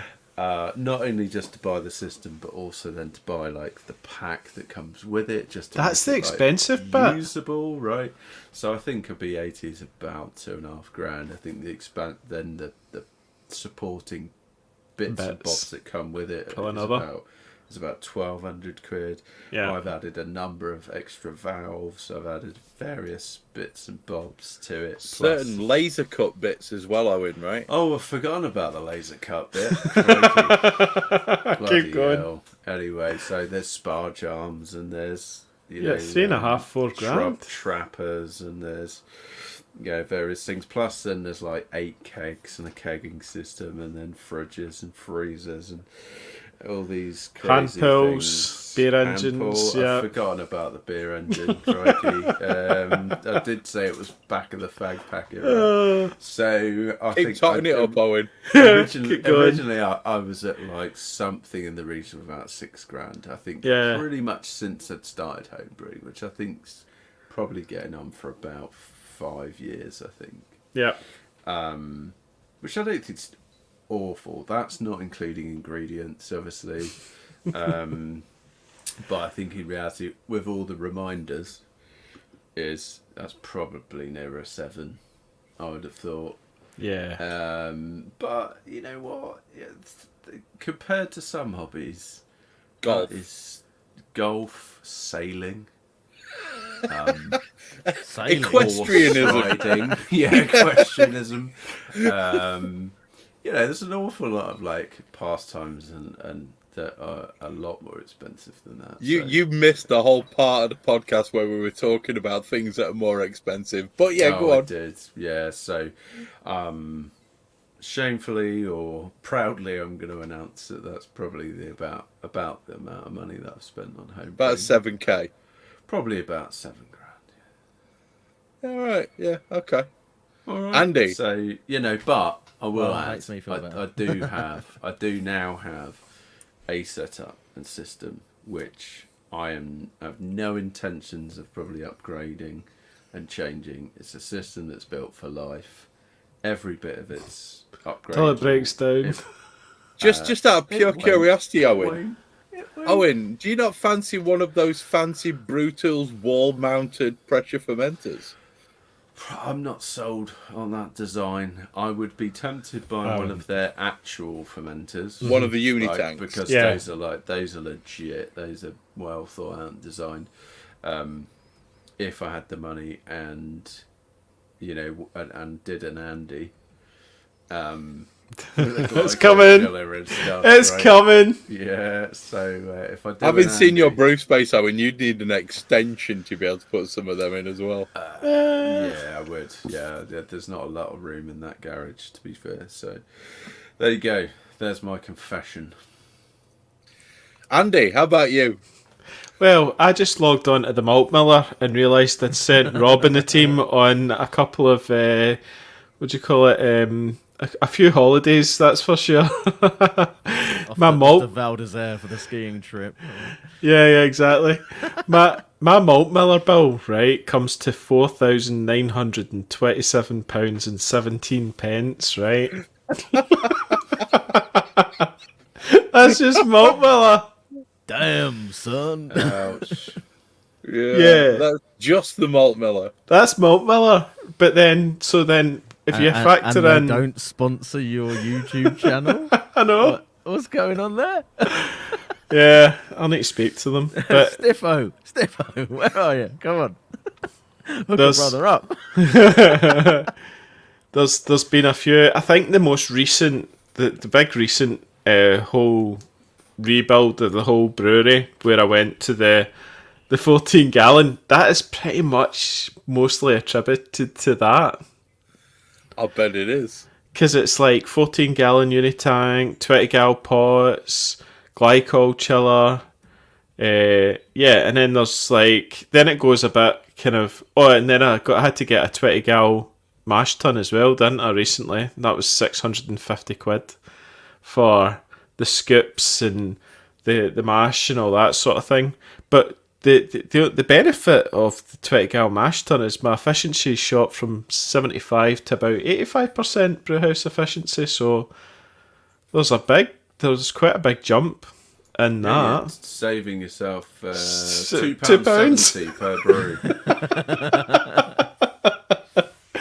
So yeah, it's pretty future proof, that's for sure, with the mash tun. And yeah, and then the craft beer pie build and the most recent fermentation pie build, I think I said, where's the notes? I'm up to about, where is it, £5,600, so probably another £700 in brewery control, I would say. And then maybe all the old pot, I've not factored in some of the older pots, and I didn't factor in the hand pull or some other bits. So we could. So be really, closer. you're at about 7k with Owen, aren't you? No, I'm maybe 6 or so, maybe 6 and a bit. Yeah. So yeah, but I've basically got myself a freaking huge brewery, right? That can just. Graham Hughes has just said he's just turned the volume down for some reason. Headphones, Graham. There's a few people listening on headphones already. Yeah. This is the thing, right? And everybody who's a Patreon, go to our Discord server because you're all members and just have a look at what Ron Muir's just posted as far as his total cost for everything, not including ingredients is. We're not going to say that number online because we like Ron and we don't want him to get divorced. But he's factoring in, I think he was talking about his whole like brewing space build into that. So this is pure kit. Some guys, you just posted another number, Andy. Oh right, okay, I've not seen that one, but I did see a big number, Chris. There was a big number. There's now a slightly less big number. Oh right, okay. So yep. Who's next then? Tricky, do you want to go? Yeah, well, I luckily I'm a little bit of a step down from the. Well, I say that it's my number that I came out with was basically me just giving up after trying to work out. Like I said before, there hasn't been a sort of major big ticket kind of upgrade to anything. It's all been very gradual over a number of years, so it's been quite difficult for me to just remember the various iterations of the brewery. But I think a very conservative estimate, which is probably very much lowballing it, is about 2k in total. But that is like factoring in bullshit. Various, it's wrong. it's low, but that's factoring in like. But don't forget, you get a lot of it gifted to you for free. Hashtag shilling. Not as far as the actual like main. There's not anything from the main brewery setup that I've not paid for. To be fair, it's I mean, the only bit of significant brewing kit I've got that was free was the S40, which we don't use. That's no longer brewing kit. That's a sous vide. That's the sous vide machine now.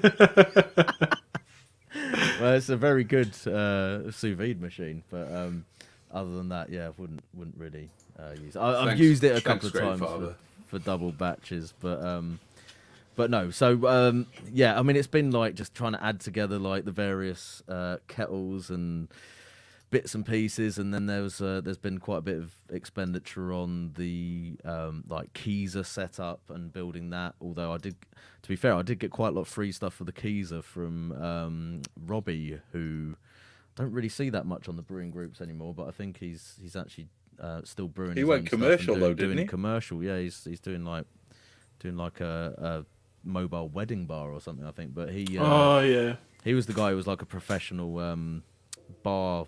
Worked for a professional like bar fitter. It's from Newcastle, was it? Yeah, he got the horse box, didn't he? He fitted out the horse. Yeah, box. That's it. But yeah, he hooked. And up with weirdly, a lot of his stuff name was Robbie Williams actually. as well. It was, yeah. So I didn't have to spend quite as much on the Keezer as you might think, but it's still, tap upgrades and all that kind of stuff along the way. All those things, like John Guest fittings, cam locks. That shit's tubing, so expensive. All that, so that's the stuff that you sort of don't think about, and then when you total all of that up over a few years, that adds a significant amount on there. So, you know what got me, all right? Ignore all of the cam locks and the John Guest and all the other stuff. Just the cost of fucking beer line. Oh, you've reminded me. I've got my bloody AliExpress account as well. Oh, Andy's over 12k. Andy's at 12k easily. AliExpress. You just made me think about pumps as well. I forgot about pumps and things in there. Oh shit! So that's just gone straight up to 2.5. Owen's sitting there going, "Y'all haven't spent that much less than me." Redeemed. So for me, just jumping on the back of Tricky's, I'm quite lucky in that I have a very limited brew space. So if I upgrade something, I have to sell the previous version. So I've deducted that from the actual outgoing. So my number is a net. And I'm quite anal when it comes to databases and spreadsheets. Obviously not anything else, but as far as it comes to spreadsheets and databases and stuff, and I tend to keep a list of everything that I've spent, mainly because if the wife asks, I can then go, here's fucking documentation. But the reality is I'm at almost exactly 1,950 quid, and that is everything. That's fermenters, kegs, kegerators, that's even that includes, believe it or not, purchasing the gazebo that I brew under, and that also includes the rewire to the house to put the 40 amp line outside so I can run my brewing kit with the 4.5 kilowatt element. That includes everything, so I'm at 1,950 all in. You've gone like full on accountancy on us. Well, it's basically because I know my wife. And if she was to catch wind that maybe I'd spent a little bit more than, or she thought I'd spent a little bit more than I actually have, I would get shit for months.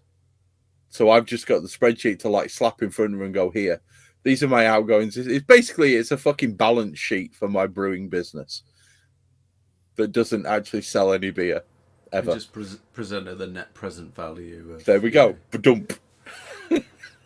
I did business studies at A-level, mate. We learned profit and loss counts. Yeah. You're like, hold on. Like, I'm making a saving of this over the next 5 years. And that 1,950 is over 5 years as well. Here's the financial projections. So it works out as about... Andy's fucking slapping his head. There's a facepalm moment. How much is AliExpress, Andy? You need to unmute. I'm at $1,000. Owen, Andy spent more than you. And coming off the back straight, we've got Andy Lynch. He's overtaking Owen. He's coming into the lead. Yeah, it's $1,000. Fucking hell. See all the stainless bits that I've bought? We're talking like tri-clamp ball lock connections, weldless bulkheads, Spunden valves, see for your kegerator, you've got the kind of individual regulators, the white ones, those, floating dip tubes, 1.5 tri-clamp flipping just extra bits, what you call it, the pH meter, and looky, whatever, taps. Looky. You mean a refractometer? Yeah, pumps, more tri-clamp bits, elements. Oh my god. ITAP, I got my ITAP from there. Andy, you're pretty much feeding China, mate. Well done. I am. I do love AliExpress, by the way. What was the most recent thing was, it was the PT100s for the blooming... Can I just say, fermentation. Guys, I'm going to put something onto the screen right now, a comment that actually puts all this into perspective.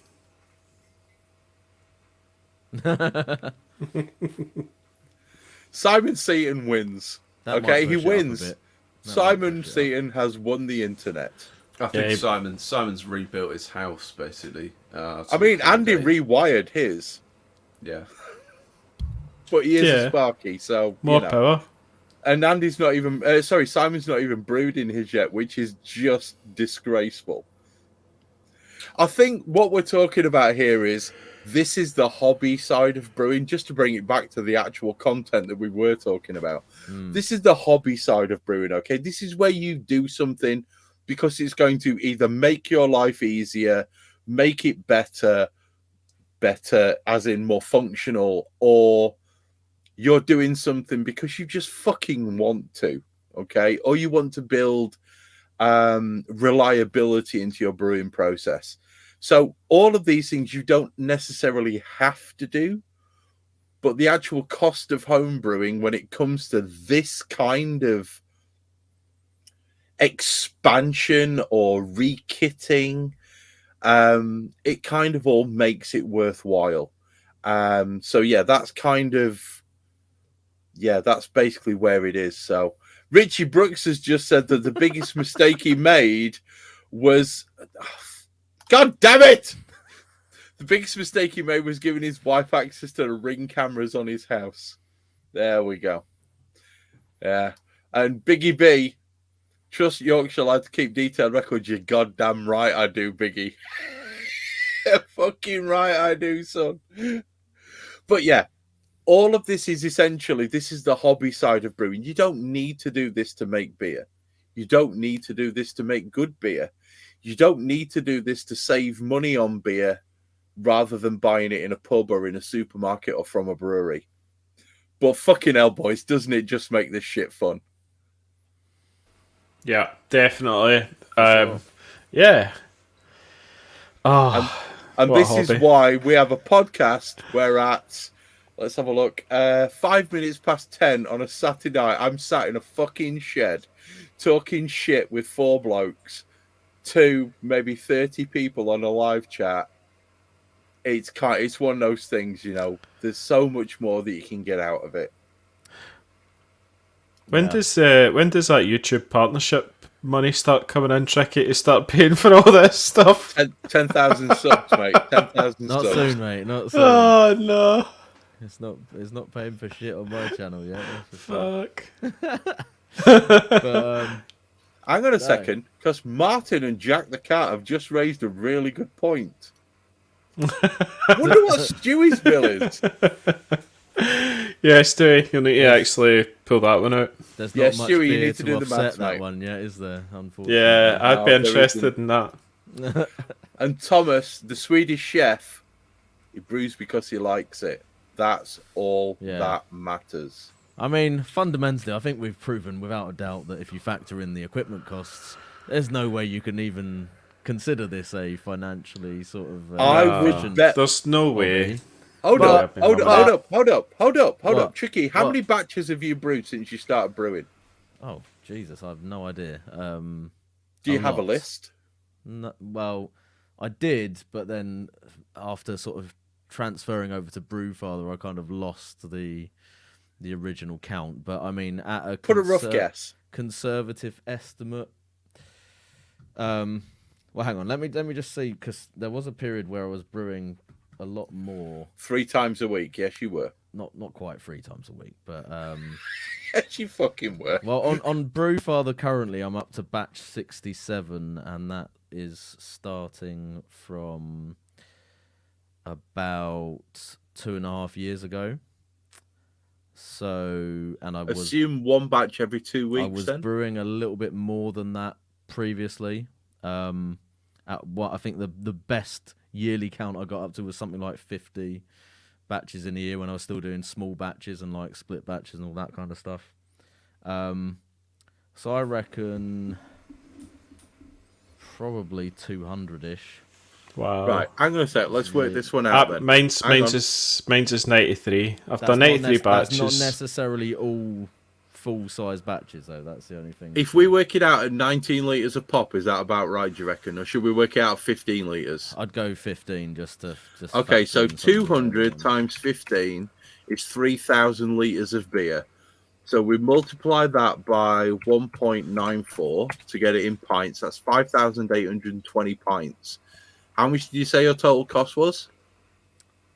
Well, let's let's up it to a more realistic 3K. Yeah. Let's include 3K. Ingredients and call it 4.5. Right. Yeah. Okay. You're at £1.29 a pint. That's sorry. If you'd have gone to the pub, would you have spent £1? That's a rough guesstimate. Would you have spent more than £1.29 a pint if you'd have drunk the same amount of beer in a pub? You're saving money, Tricky. Now let's do it for Andy. So we'll call Andy 7K because that's realistic. Rough number of batches, Andy. You're not. That was 93. 93 batches. Yeah. So divide that by 93. So you're at 75 quid a batch. So we're assuming you're making 40 points. So we'll divide that by 40. No, but don't forget the recent stuff. A lot of the recent stuff's all 46 litre batches now.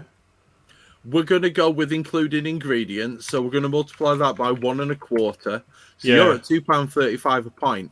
considering all you've spent, you're still saving money. Yeah, I suppose. Maybe. No, doesn't feel like it, does it? But you just drink more, that's the problem, isn't Well, it? the maths doesn't lie, mate. The maths doesn't lie. Yeah, I'd never pound expect. for pound. I mean, there was a point before I did this upgrade, right, where I was like £1.20 a pint or something like that. I worked it out. But since the upsizing, then all that kind of went out the window. I was at 44p a pint until fucking Timmy Jenkins arrived on scene, and I brewed that one batch for 74 quid. You know, I was saving money, but it's all. It swings and roundabouts, all right? We're not putting a set of tyres on an E46 a week, are we? And that's ultimately what it comes down to. And we get a product out at the end. We get something that we enjoy that we can send to other people, that I can bitch about Tricky's beer being shit, even though it's fucking banging. It's amazing, yeah. Exactly. So this is the point. We've got banter, we've got fretting. How many... This is the other thing, right? And I was waiting. I was waiting till just before this part where we talk about our listeners, okay? Yeah. I'm at the point now where I probably have made friends for life from doing brewing. Yeah. I've got people that I can literally phone up and go, fucking hell, I'm having an issue with this, can you help me out? I couldn't do that if I was doing many other things. I don't think, anyway. Yeah, the community. The community's banging. You know what I mean? I've got a podcast. I get to sit down here and talk shit rather than watching Married at Fucking First Sight. It's great. It's awesome. And as Hoddy's just said, it's a hobby that gets out of hand. But you're still below £4 a pint, which is what you'd be paying. How just out of pure curiosity, Martin, exactly how far out of hand has your hobby got, Mr. I own a fucking brewery? Yeah. It's one of them things. It's one of them things. I think that now is a really good time, Andy, since you're the one who collated the data, Mr. Oh, yeah. The where our listeners are at in their brewing journey. Our listeners are at a certain point in their brewing journey, which may say more about us than it does about them, but crack on. Yeah, so what was the first... I asked a couple of... 4 questions. I says, where are you? And it was like, do you currently do extract kits, which is, you know, put some syrup in the fermenter, which is what we were talking right at the start. Pot noodle beer. Pot noodle beers. Or are you an all-grain brewer, but you're buying kits, so it's like you go to the malt miller, give me a big sack of malts and hops and yeast, and you basically put that in, but you're not really scaling that for your kit or anything, so you're just getting what it gives you. Or are you now on Brewfather or Beersmith and you're creating your recipes, trying to hone it all in? Or number 4 was, are you down the rabbit hole of doing cool ships and folders and unitanks? Like, you know, is it quite deep now where you're doing sort of crazy stuff? And so it was quite interesting. None of our listeners do extract kits. So there you go. 18 who responded says they do all grade kits. Now some of those 18 do also still are now kind of doing number 3, which was buying ingredients, but still a lot of them still like to buy the kits. And then 51 of yous, right, buy all the ingredients, make all your own recipes, which is where the bulk of everyone is. And there was 6 of you that says you were at point number 4 down the rabbit hole of cool ships, folders and unitanks. Now those numbers don't mean much until you convert them to a percentage. 24% of our listeners do all grain kits. 68% do the buying your own ingredients and all that sort of stuff. And then you've got 8% who are currently down the rabbit hole of cool ships, folders, and unitanks. Now, I do genuinely think you missed a trick, right? Because we've got 1%, just over 1% of our listeners who are on number 5, which is I currently now work in a brewery. I don't own a brewery, yeah. Mr. Ivan Juggins, the legend that has just moved on. Hoddy. And then Hoddy, who's number 6, possibly number 7, working his way up to 41, which is, fuck it, I've just bought and built my own brewery. Yeah. Right, Commercial. there's levels to this game, and Hoddy has just taken the Olympic medal. So there's so many different steps, and for every, let's say, 100 home brewers, there's going to be a couple that end up in commercial brewery. So it may not just be a hobby, it may be a hobby that turns into a career or a business. And that's ultimately what it comes down to. You're going to get your enjoyment out of it. You might as well make a bit of money at the same time if you're willing to go down that road.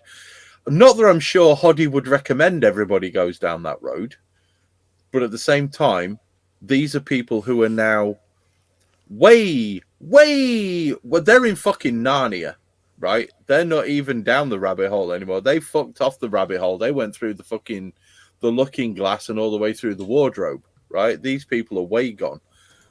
But it's a great thing to know that our listeners are all, well, the ones who responded, rather than all of our listeners, they're the all-grain brewers who are now doing things. They're doing things properly. Yeah. And it was quite interesting to see that. I would, it sticks out quite, that people. But the other thing is, not everyone is down doing, wild beers or Brett beers, that sort of thing. Very few people. There are people that are doing it, but just not as many of our listeners anyway. No, exactly. So, let's summarise this, shall we? Yeah.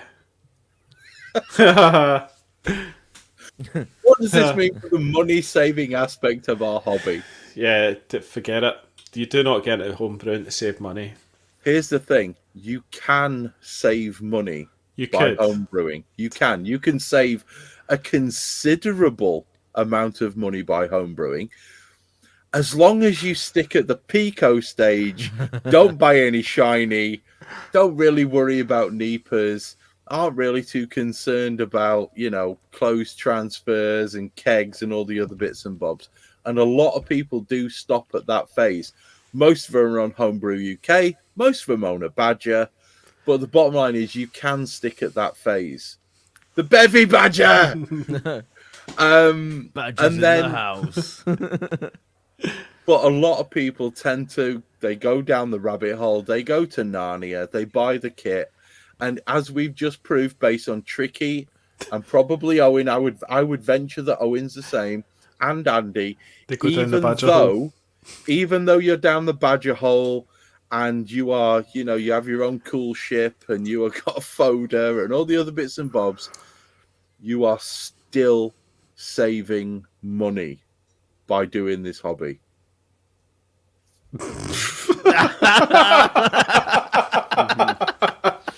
I was trying to make it convincing. It's so convincing. See, he has to convince the wife. That's what it is. He's good. I mean, he delivered that so sincerely. I was almost convinced myself for a second. Bullshit. You can save money by doing it this way. I drink so much beer now, it's ridiculous. Well, I mean, I think that's probably something you have to factor in, isn't it, Andy? It's like, you can say like for like, if I was buying that much beer at the local, I mean... Yeah, I didn't. Particularly if you're looking at like craft beer and stuff. If I was going to the local bottle shop and paying £4, £5, £6+ pounds a can for the equivalent of what I'm doing now, then of course I'm saving money. But I wouldn't be going to the but my tastes buying like 19 litres worth of beer at a time, No, but the other thing is, right, see, before all this I'd be quite the argument fundamentally I would have been like, oh, Brewdog's fancy, before all this, that's a pure fancy beer.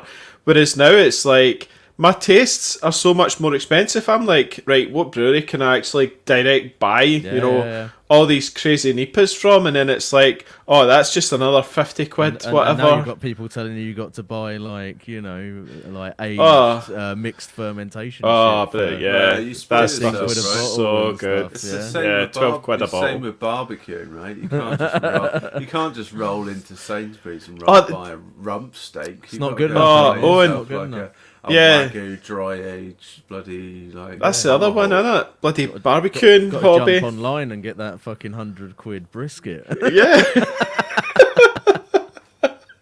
Because you know how good it's going to be. Right? So true. Hang on a minute, Like, what happened to my 50p burgers? The that I doors just of burn the perception shit out have of been on opened, a... you know? On my open fucking Yeah, grill. exactly.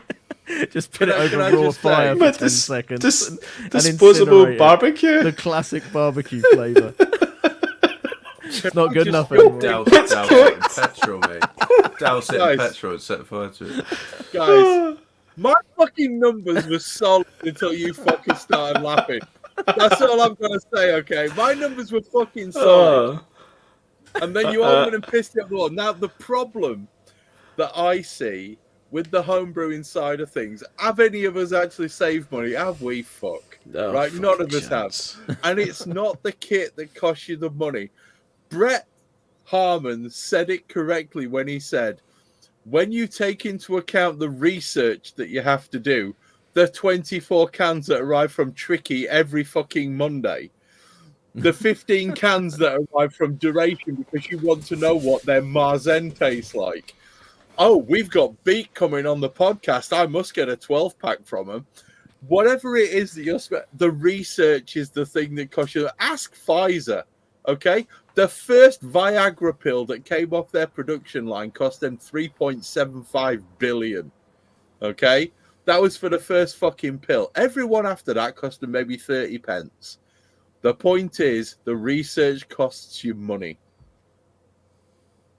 Oh, wait there. No, I've got to pull this one up. We can end the podcast there, boys. It says, let's all take a moment to be thankful we're in a position to have this great hobby. Money can't buy this shit. And it can't. And Luke Well, Stevens has it's said true. he's never heard an episode so full of bullshit in his entire life. He drinks so much more these days. I Of think course you you're do, on, Luke. Well, now Oh, I'm thinking there, it's Luke. true. Yeah, It's 100%. That's Biggie. so I think- true. I think like for like, if you're gonna just compare how much you brew to what it would actually cost in the shop or the pub, But you wouldn't spend it. but the point is, chances are you're not drinking. You wouldn't be drinking anywhere as much if you weren't making Simon 20 Seaton litres of made that beer point. every single time. I want to buy beer that's better than my own, if I can, right? So that means I'm going to have to spend £5-6 a can, Yeah. basically. I'm not sure if Luke is agreeing with him or if he's talking to Brett's like Afghan cousin Ahmed. But either way, I think, personally, Anyway. what we need to do is we need to just fucking stop this one right here, because otherwise we're going to talk ourselves into a hole with our relevant other halves. Ahmed And what- brothers, I- Ahmed. I just want to Ahmed. pull up one particular point that Biggie B has made, which kind of ties into the research, and I'm going to call this the end of the podcast. So if everybody just wants to say goodbye now.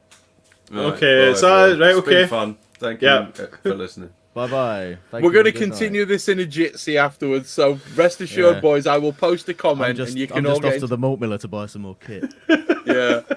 Biggie B has pointed out that no matter what we've said, no matter what we've talked about money-wise, no matter how many posts you read on any of the Facebook groups or any of the forums, 68% of people can't fucking decide what to brew from week to week, so all of this is kind of irrelevant. All right? Thank you very much for listening to the Hop Edition. This has been episode 66, The True Cost of Homebrewing, and as we've worked out, it can be quite big, it can be quite small, but all of it is inaccurate. So here's the thing.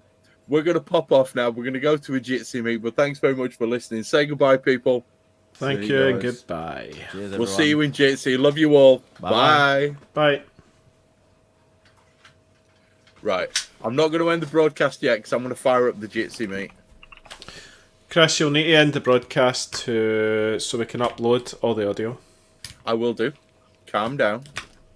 Calm down, calm down. Calm Take a breath.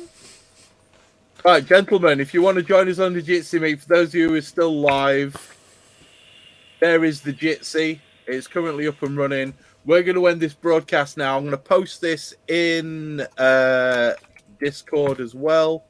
So for those of you who are on Discord, you've got it. Jitsi is an online meet, David. If you want to sort of hang around and meet up with us in the after party, we'll all be in Jitsi for a little bit while we have a beer and talk more shit. Just like make sure you use Teams or whatever. but make sure you use Chrome if you're going in. Everyone make sure you use Chrome. Don't use Safari or anything like that. So, yeah. GGGG, man. Oh, hang on, Jesus, I'm on the wrong thing.